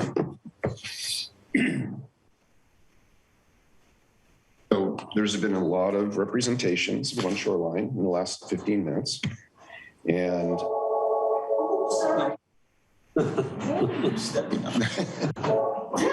there it is. I could understand if it was my feet at size 14. So there's been a lot of representations. And I think the comments that were just made about the highway are a good starting point to respond. If you recall from the slide that Bob Battaglio spoke to, it talked about armoring or realigning the highway. Okay. It's not a one shoreline position. The highway has to be moved. This is a study to begin a conversation. It's not saying One Shoreline is making a policy statement, the highway must be moved to disrupt the community. That's not what has been said. That's not what's been alluded to. What we're saying is that if we don't do something, as you saw from the picture in the earliest slides, that highway will not function. That's our point. If the highway is not armored to the teeth, much more so than we've seen in the last few years, or if the highway is not raised, as the commissioner had said, or the highway is not moved, it will not function as a highway. So let's just get real about what the long-term problem is that we're facing, not just for the highway, for Princeton, for the harbor, for Murata Road, for the beaches, for the ecological assets. That's what we're trying to do. We're not saying it's a one shoreline vision. We're saying it's a study to have a serious, thoughtful conversation about the future. I support the dredging.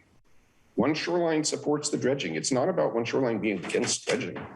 We think, and as somebody said, we think that the results of the dredging project could help inform where the sand actually moves. And that will be good for people who study this issue that know about sand transport. They'll be interested to know what the result of the dredging is, and the dredging will solve a short-term issue for the harbor, and we support it. So it's not about One Shoreline kind of imposing itself. It's about starting a serious conversation about the long-term impacts that none of us can deny. And if the agencies that are involved, not just the harbor, the county, the feds, the state, the city, the community services district, if the status quo is proceeded with, that we all focus on our assets, we're never going to solve the problem.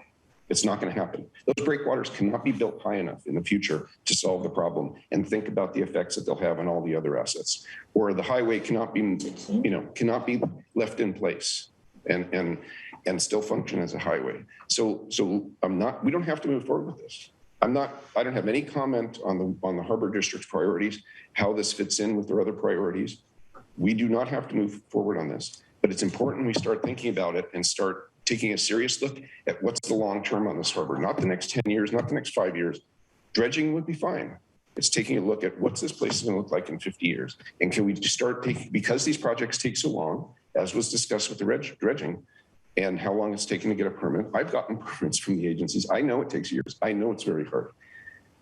The question is, when do we get started on understanding and doing something about our long-term vulnerability that we all share, the community, the harbor, everybody. So, thanks for the opportunity, Mr. Chair. Commissioner Slater-Carter, did you want I'm trying to look up real quick. And you said that this breakwater couldn't be raised high enough to accommodate sea level rise.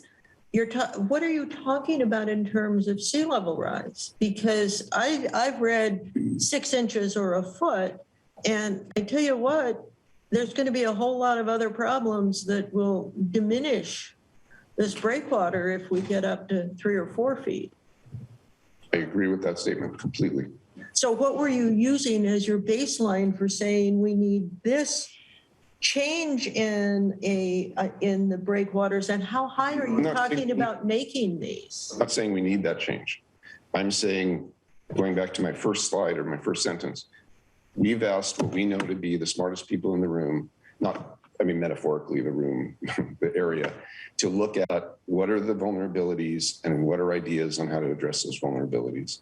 And it's, there's no specific change that taken alone would address all the vulnerabilities we face. It's not just about the breakwaters because there are too many assets. They're all interrelated. Can I address the technical question about the breakwater? Please. Because I'm looking at a KQAD map here for 2050 sea level rise, and there's no damage shown on the ocean side, whereas Foster City and Redwood City and the airport, the San Francisco airport, and other places along the bay are shown as being highly disturbed, but it's a bayside map. It's badly captioned. I'd like to see it for the coast.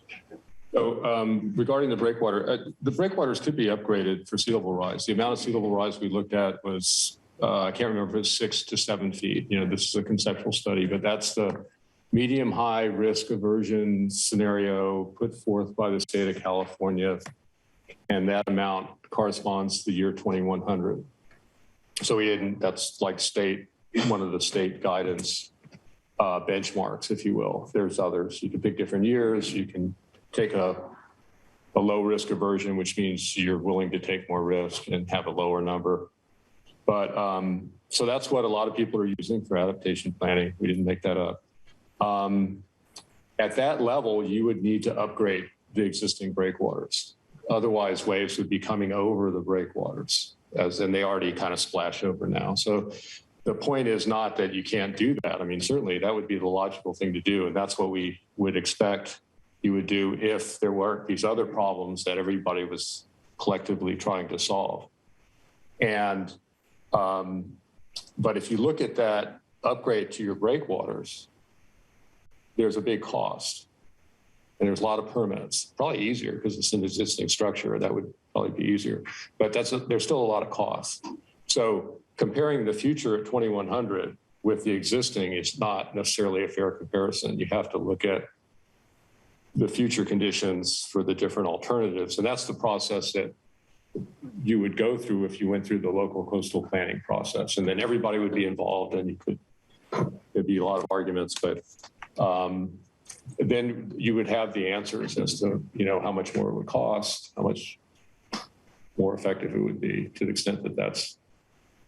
But I just did I address your technical question about that? You can keep the breakwaters where they are and upgrade them for 6 to 7 feet of sea level rise. I think you can do that. That's physically, engineeringly possible. Yeah, one more layer. Don't worry.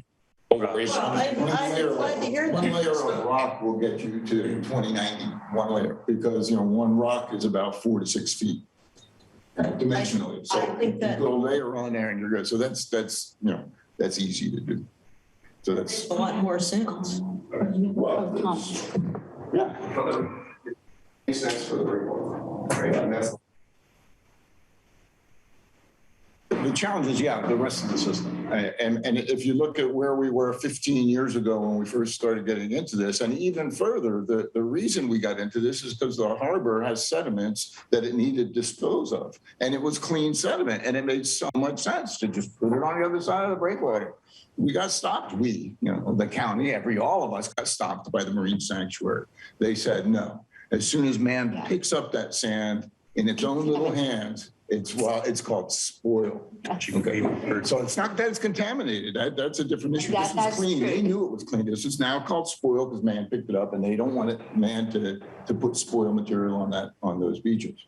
Well, they've changed that ruling, and about 10 years ago they then agreed. Okay, well, let's do a demonstration. Okay, so the true challenge of what it is how do we get rid of the sediment? Because if you can't get rid of it there, you're going to pay big bucks to take it inland somewhere.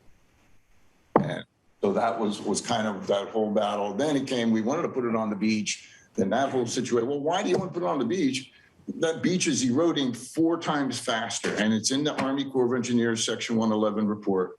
You look into the engineering appendix, and they did 4 sample sites of that long-term erosion at all those 4 beaches, and they had Miramar and down further, and they even said 3 to 4 times more at that site right at Surfers Beach because of the reflected wave from the breakwater.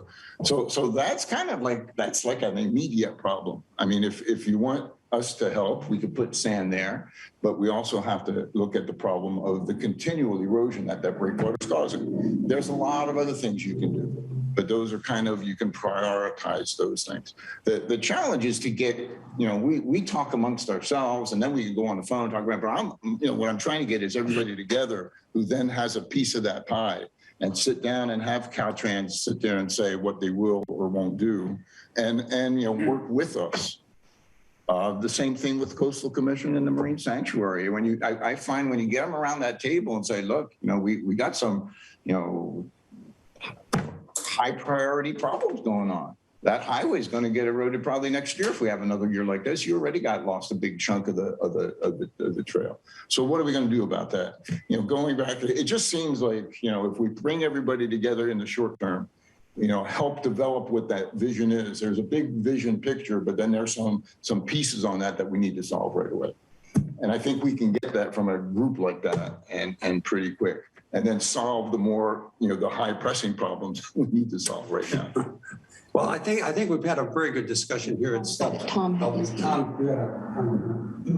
Yeah, there was a comment made earlier that our launch ramp is closed, and that's not true. It's just operating at slightly reduced capacity, and we intend to work on that, bump it up a little bit.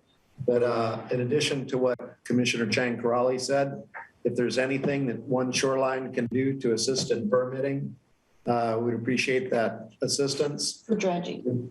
Yeah, for the dredging. I mean, it's ridiculous that the sanctuary and the Coastal Commission, no, Santa Cruz and other locations have been pumping over the seawall for a long time. And how we've been blocked for decades from this is astounding. I just can't figure this out at all. Who keeps throwing these roadblocks in our way? And what can we do to say, why can they do it? Why can't these guys do it? What are you doing to help these people do it? That's going to help your road issues. It's going to help a whole lot of issues. But we're being blocked on a number of ways just consistently. If the Harbor Commission here wants to take care of the problem, it's the permitting.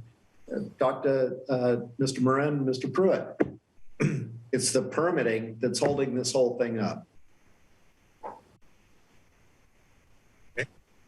Okay, so I have one last comment about, so I agree with Tom about the permitting. If there's any way One Shoreline can help, it would be a great service, not to just the Harbor District, but for the entire coast side.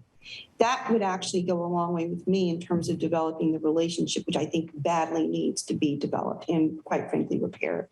So I think that would help. We're in a vicious cycle for dredging because of the eelgrass situation. And well, I mean, it's like, we didn't dredge, so we have the eelgrass. Now we have the eelgrass, so we can't dredge. So it's like this vicious cycle that just cannot seem to be broken. While up and down the California coast, dredging has been happening. President Zimke and I went to, and with General Manager Pruitt, we went to Washington, D.C. for the CMAQ conference. And CMAQ, I don't know if y'all know what that is, but it's, what is it, California Maritime Assets and Navigation Commission, something like that, CMAN. Assets and Navigation. In navigation. Marine. CMANC. CMANC. Anyway, they represent all the harbors and the ports, members in the entire state. And it seemed like we were the ones, really one of the main ones that just Pillow Point Harbor can't even get this dredge thing done. So for me, if y'all can help, because I think we really want to talk about a systemic effort and collaboration. This is going to really benefit everybody. And that would go a long way, I think, in developing the relationship with One Shoreline. Thank you. Okay. To kind of bring this to a close, I guess, number one, thank you for being here and listening to our level of frustration. Hopefully that's been useful to you as much as it has for us.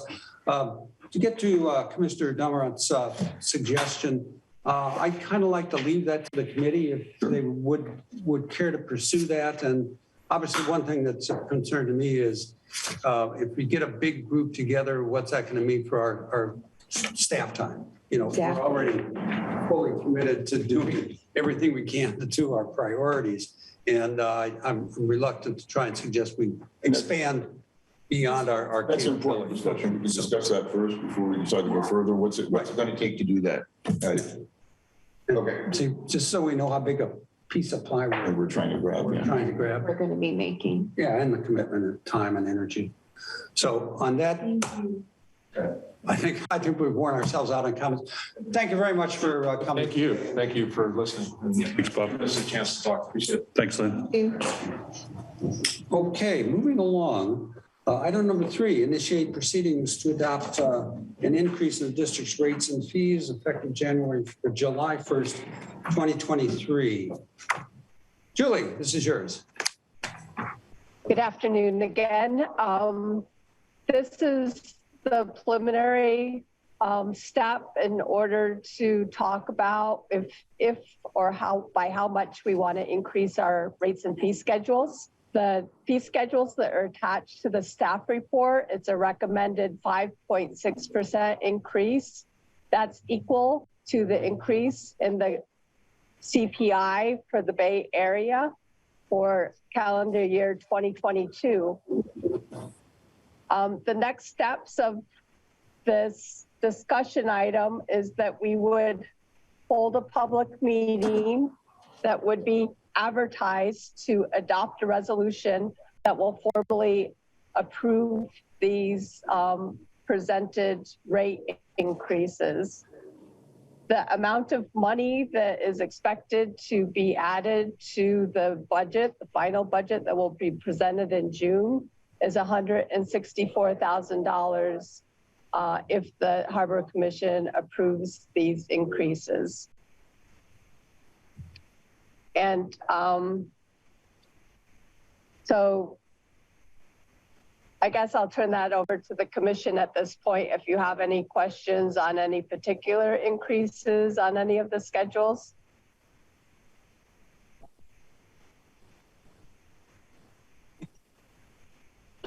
No hands raised. Okay, I'd bring it to the commission for comments from the commission. Commissioner Mateusz. Scribner's note, I found an error in one of the rates on page 1, Point Harbor rates and fees schedule, and I thought that was corrected, but my current notes right here has it still the 55-foot level is incorrect.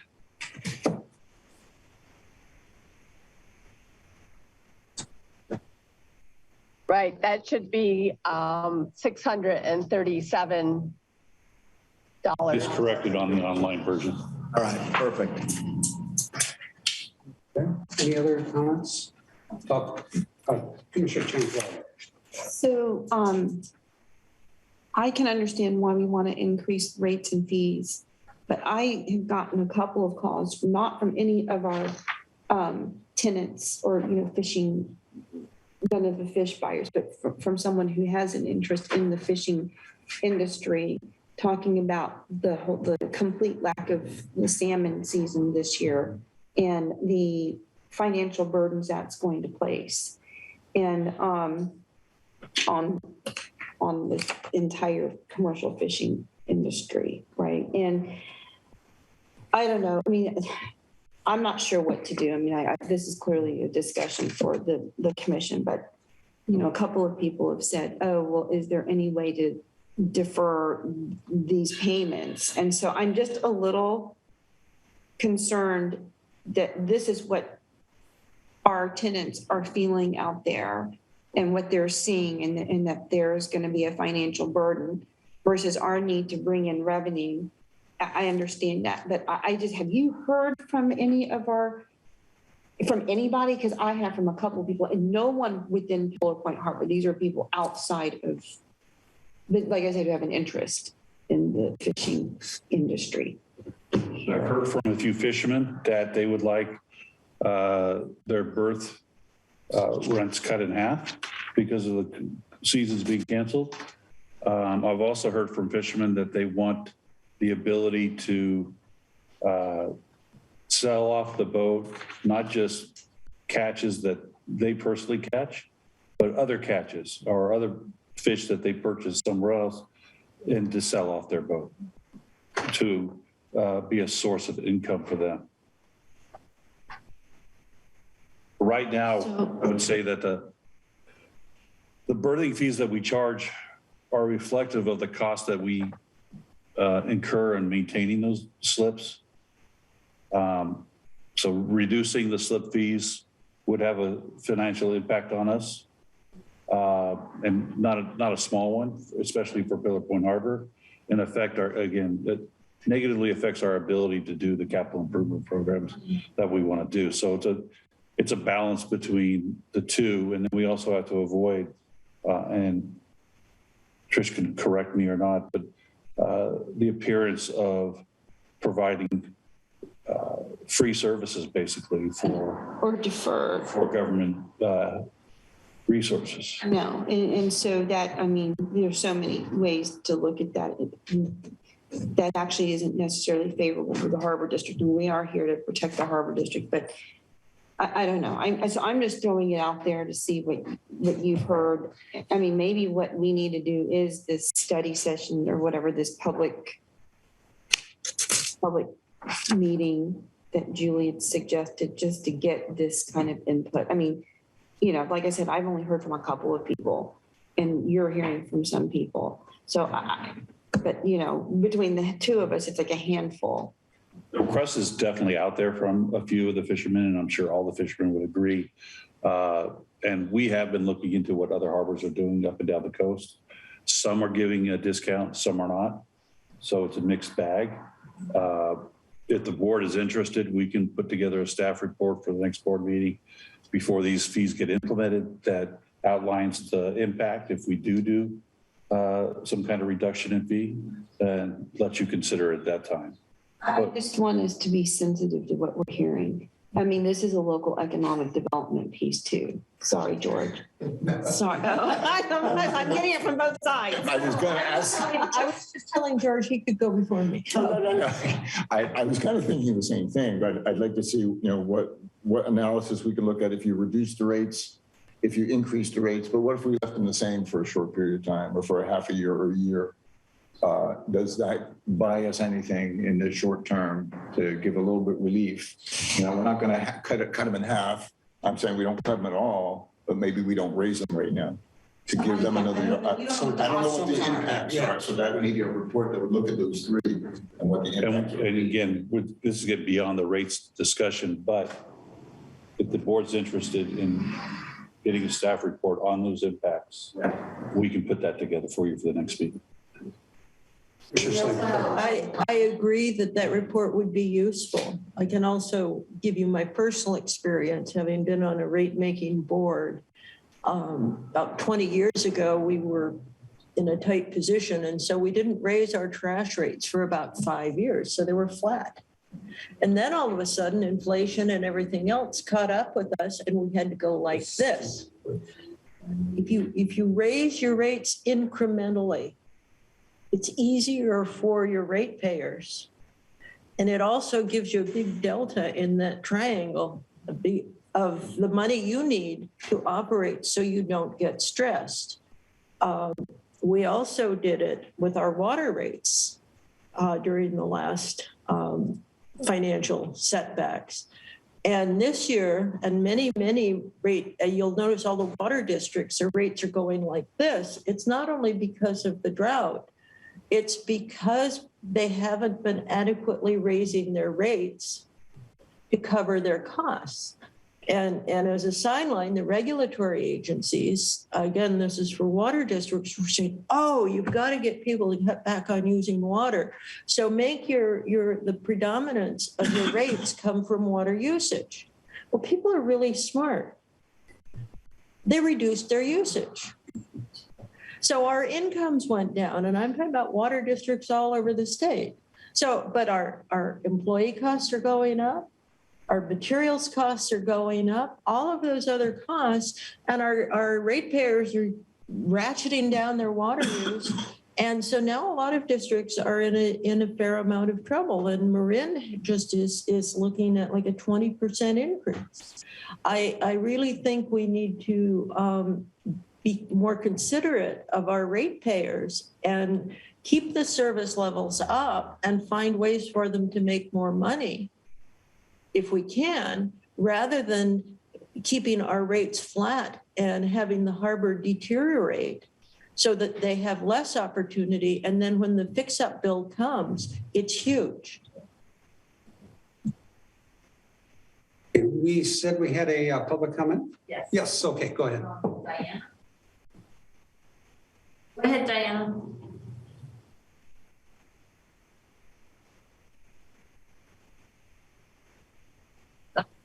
You should be able to unmute yourself. Sorry, I'm so sorry. I didn't realize the mute was on. Yes, I am part of the fishing community, and I wanted to weigh in on that. And we don't mind paying a small increase if it helps, keep the harbor going and all of that. But my question is, where are you getting your 5.6%? The current rate of inflation for the past 12 months is a 4.9. So I'm wondering where you come up with the number, and if it would be possible to maybe up it a 2.5% or a 2% rather than such a 5% jump. And I also had a question. I know you tabled the issue of the insurance that you're going to try and require. When are you tabling that too? I didn't understand when that was going to be discussed. So I just wanted to know when I could weigh in on that. Hello? Yes. Answer that. Oh, good. Jim, do you have a response? I don't have any specific date of when that would be coming back to the board, but okay. I don't anticipate it coming back before July or August. Okay, because we have a homemade boat, and if you've ever tried to get insurance on a homemade boat, it doesn't exist. And we can't pay $15,000, $20,000 a year for insurance. It would put us out of business. So I guess I'll bring it up when it's the appropriate time, but in its extreme concern, we're not the only people that have a homemade boat. So there's got to be something, that can help us. And if you can email me your contact information, I'll keep you in the loop. Okay, who said that? I couldn't hear who said it. This is Jim Pruitt, the general manager. Oh, Jim Pruitt. Okay, yes, I will email you. Thank you. Thank you. And to answer the question about where we got the 5.6% in the staff report, if you click on the link, it takes you directly to the published CPI, and it has a table for the Bay Area that shows the 5.6% over the calendar year of 2022. So that doesn't take into consideration the last 5 months. Okay. Any other comments from the commission? Okay, what's your pleasure as far as, would you like to have the staff look at impacts of this rate and come back to us? My idea is just, it says initiate proceedings to adopt an increase. Right. And let's, I think that this is an information step one. We've got to do the publishing and everything else. So I say proceed. Okay. Proceed and, which would you include another staff report on the impact? I'm not bored. I think you can separate the two. This is proceeding with the rate increase based on the CPI issues that Julie just described, which we need to proceed with so that our budget process continues. I would agree with that. The final version of this may be different, yeah. Or how we implement this may be different based on the report that I provide next month. Okay, I'm fine with that. Kind of dual. Yeah. Okay. But it's coming, your report's going to be coming back to us in June, right? Yes. Okay. Julie's report. So then you probably need a motion, right? to adopt, to initiate proceedings to increase rates and fees to reflect an increase of 5.6% and direct staff to notice a public meeting to consider adopting the increase to be held at the next regularly scheduled Harbor Commission meeting on June 23rd. 21st. June 21st, 2023, sorry. So I'll make that motion based on exactly what we just agreed on, Jim. We need a second. Is there a second? Second. Okay, George, second. Any further discussion? Okay, can we get a roll call, please? Commissioner Slater Carter? Yes. Commissioner Dumrat? Yes. President Zemke? Yes. Commissioner Bush? Yes. Commissioner Chang Crowley? Aye. Thank you. Thank you all. We are skipping number 4 and going to item number 5, bad debt write-off request. Thank you, President Zemke, commissioners.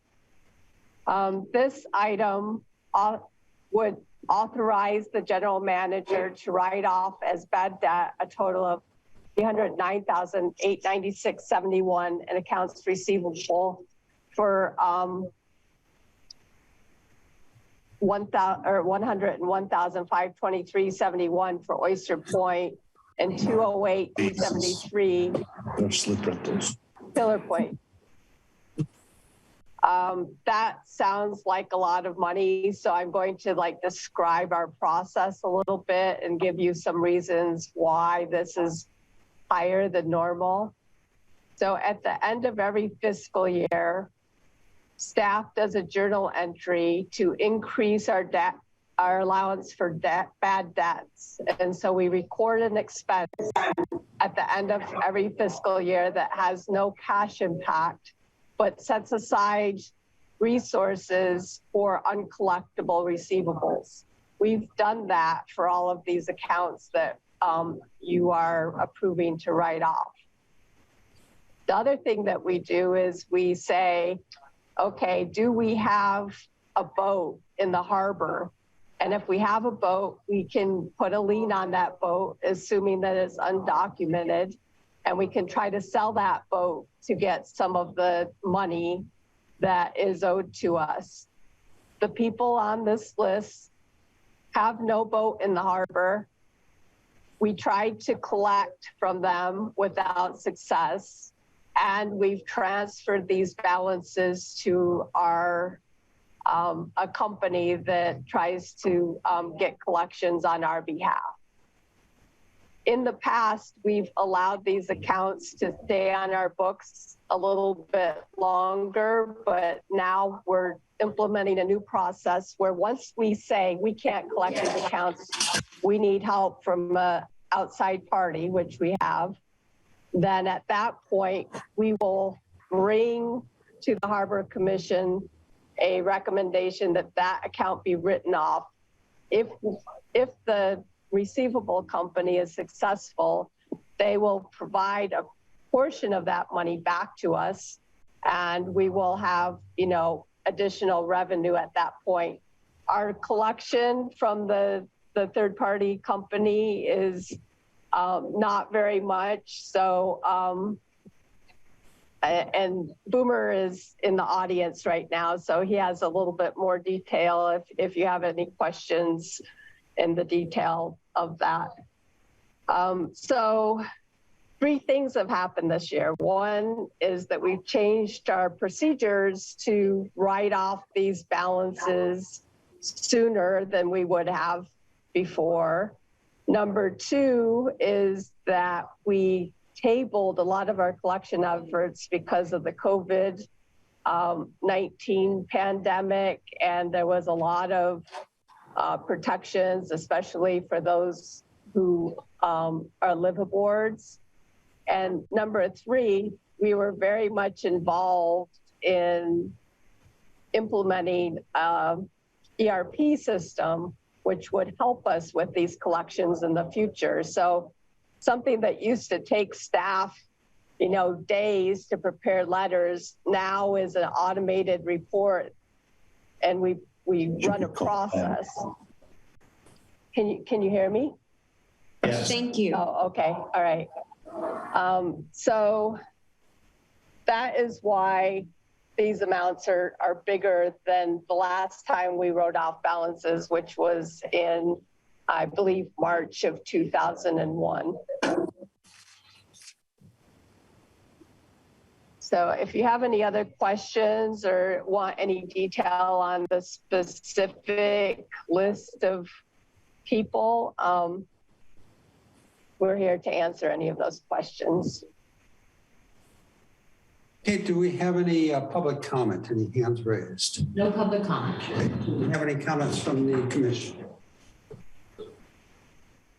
Sounds like this is money that's already gone anyway, so. Is that an accurate? Yes, that's accurate. Yes, we've already set aside that money as uncollectible in a balance sheet account. So just over our history, what percentage return do we get when we go in collection on someone? I mean, do we get 20% back? Do we get anything back? I mean, you were saying that there's very little that we get back, so. Right. Boomer, Does it cost us more? There you go. You're reading my mind. Stop. But go ahead, finish my mind. Yeah. Yeah. Does it cost us more to go to do that than it's worth? So, yeah. I believe they take 30 to 35%. This is our collections vendor.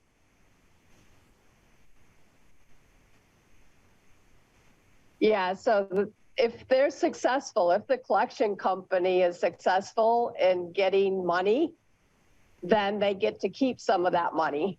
Otherwise, we don't pay them.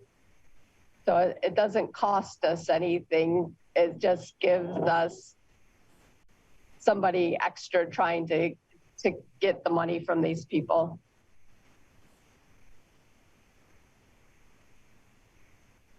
Hey, Tom, would you like to make a motion? Yeah, I'd like to make the motion to authorize the general manager to write off as bad debt a total of $209,896.71 in accounts receivable.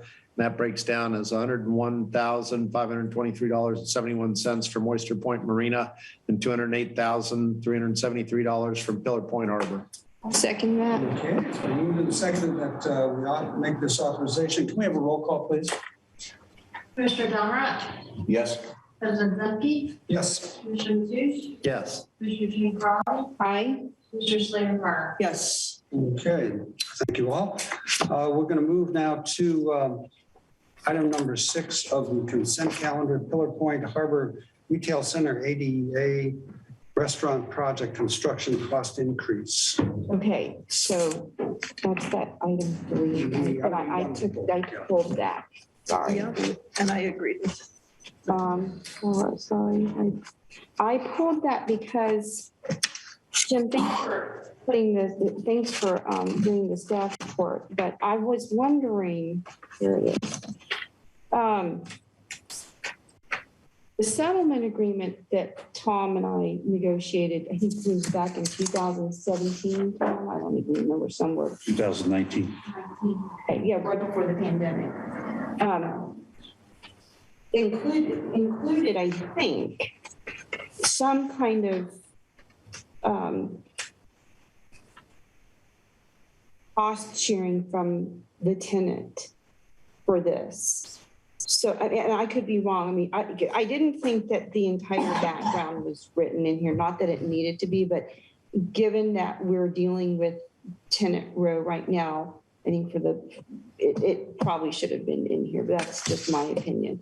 Because we have Catherine and George, and actually Bill to a certain extent, who didn't even really, don't know the information on the full settlement agreement and what our commitments are and obligations are and what the tenant's commitment and obligations are. So can you just go over that, just mainly for our education for 3 new board members, since this happened before Bill even got on the board? There's a lawsuit brought forward against the district for ADA requirements, and we were, some of our stuff needed improvements, or some of our facilities needed improvements, and we agreed to take those actions.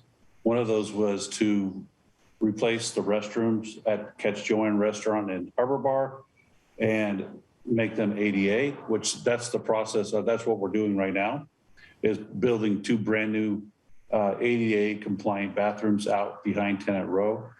And those bathrooms will be ready within the next month, I think, or so. And then they also required the tenant to pay the district $1,000 a month for 13 months, which they have. And they're also requiring the tenant to make those ADA improvements within the building shell. So the tenant's doing that now and making those ADA improvements for the interior. But we agreed to build the bathrooms. We didn't agree to where we would build the bathrooms, but we built them outside the restaurant so that, and independent of the restaurant, so that if at any time we wanted to replace that restaurant, that building, or remove that building, those restrooms can be converted to standalone restrooms in a parking lot, or they can be integrated to any new building that we build. So we're not just throwing away the cost of those restrooms. We're going to utilize them into the future, regardless of what the district chooses to do. So we are in compliance with that part of the agreement. We've got several extensions. Our current extension expires December 31st, 2023 to finish this project, and we'll have it finished by that without a problem. But we are staying within the cost sharing parameters.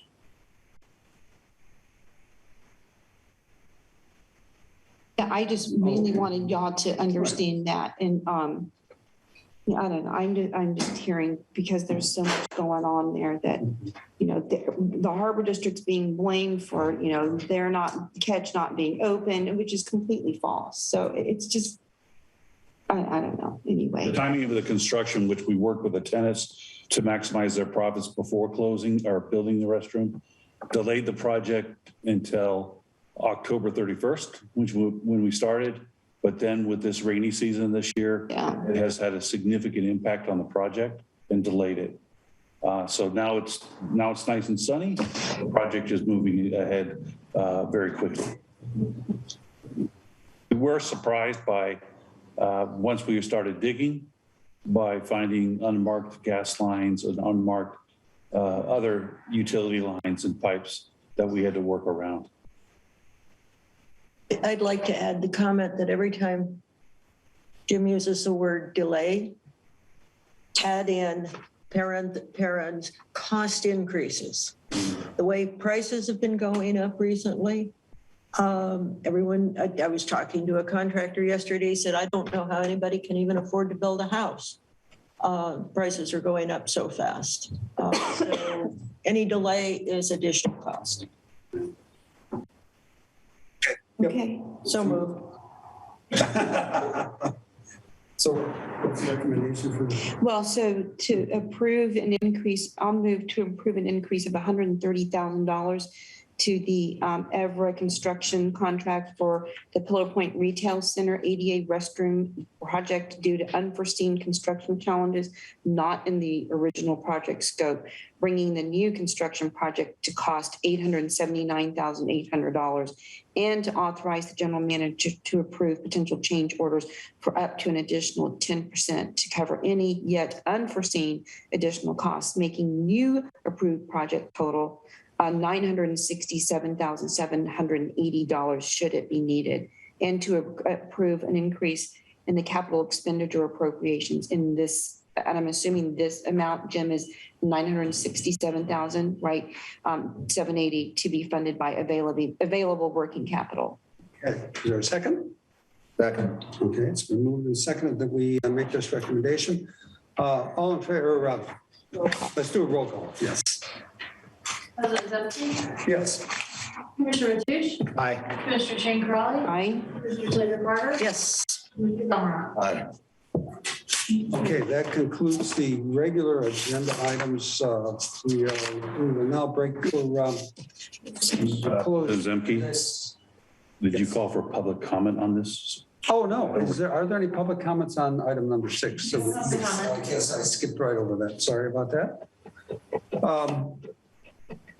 I guess we can go into closed session at this time, and We will be back to adjourn the meeting.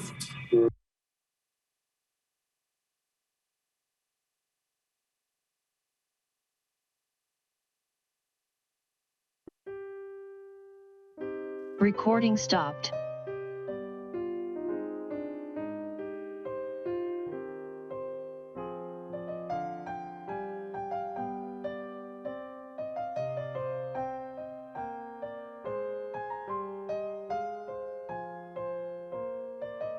Reconvene the regular meeting at this time, and we need to extend the length of this meeting due to continued discussions in the closed session. So can I have a motion to extend the meeting to 6 o'clock? So moved. I'll second.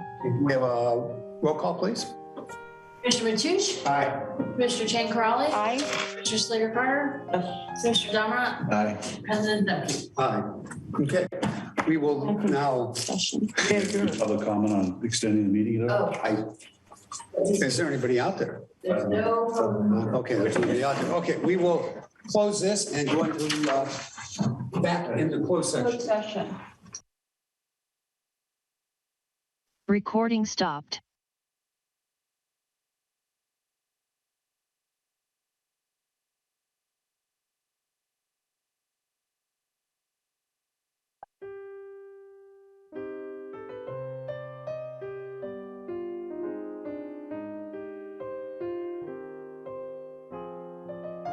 Takes a minute. Okay. We have finished our closed session. There are no reportable items.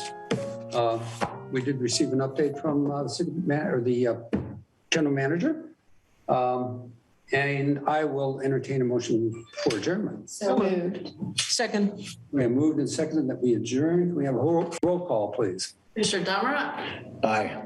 Commissioner Mateusz? Aye. President Zemke? Aye. Commissioner Chang Corali? Aye. Commissioner Slater Carter? I don't know. Yeah. It doesn't matter. It passes. Recording stopped. Okay. It's so much.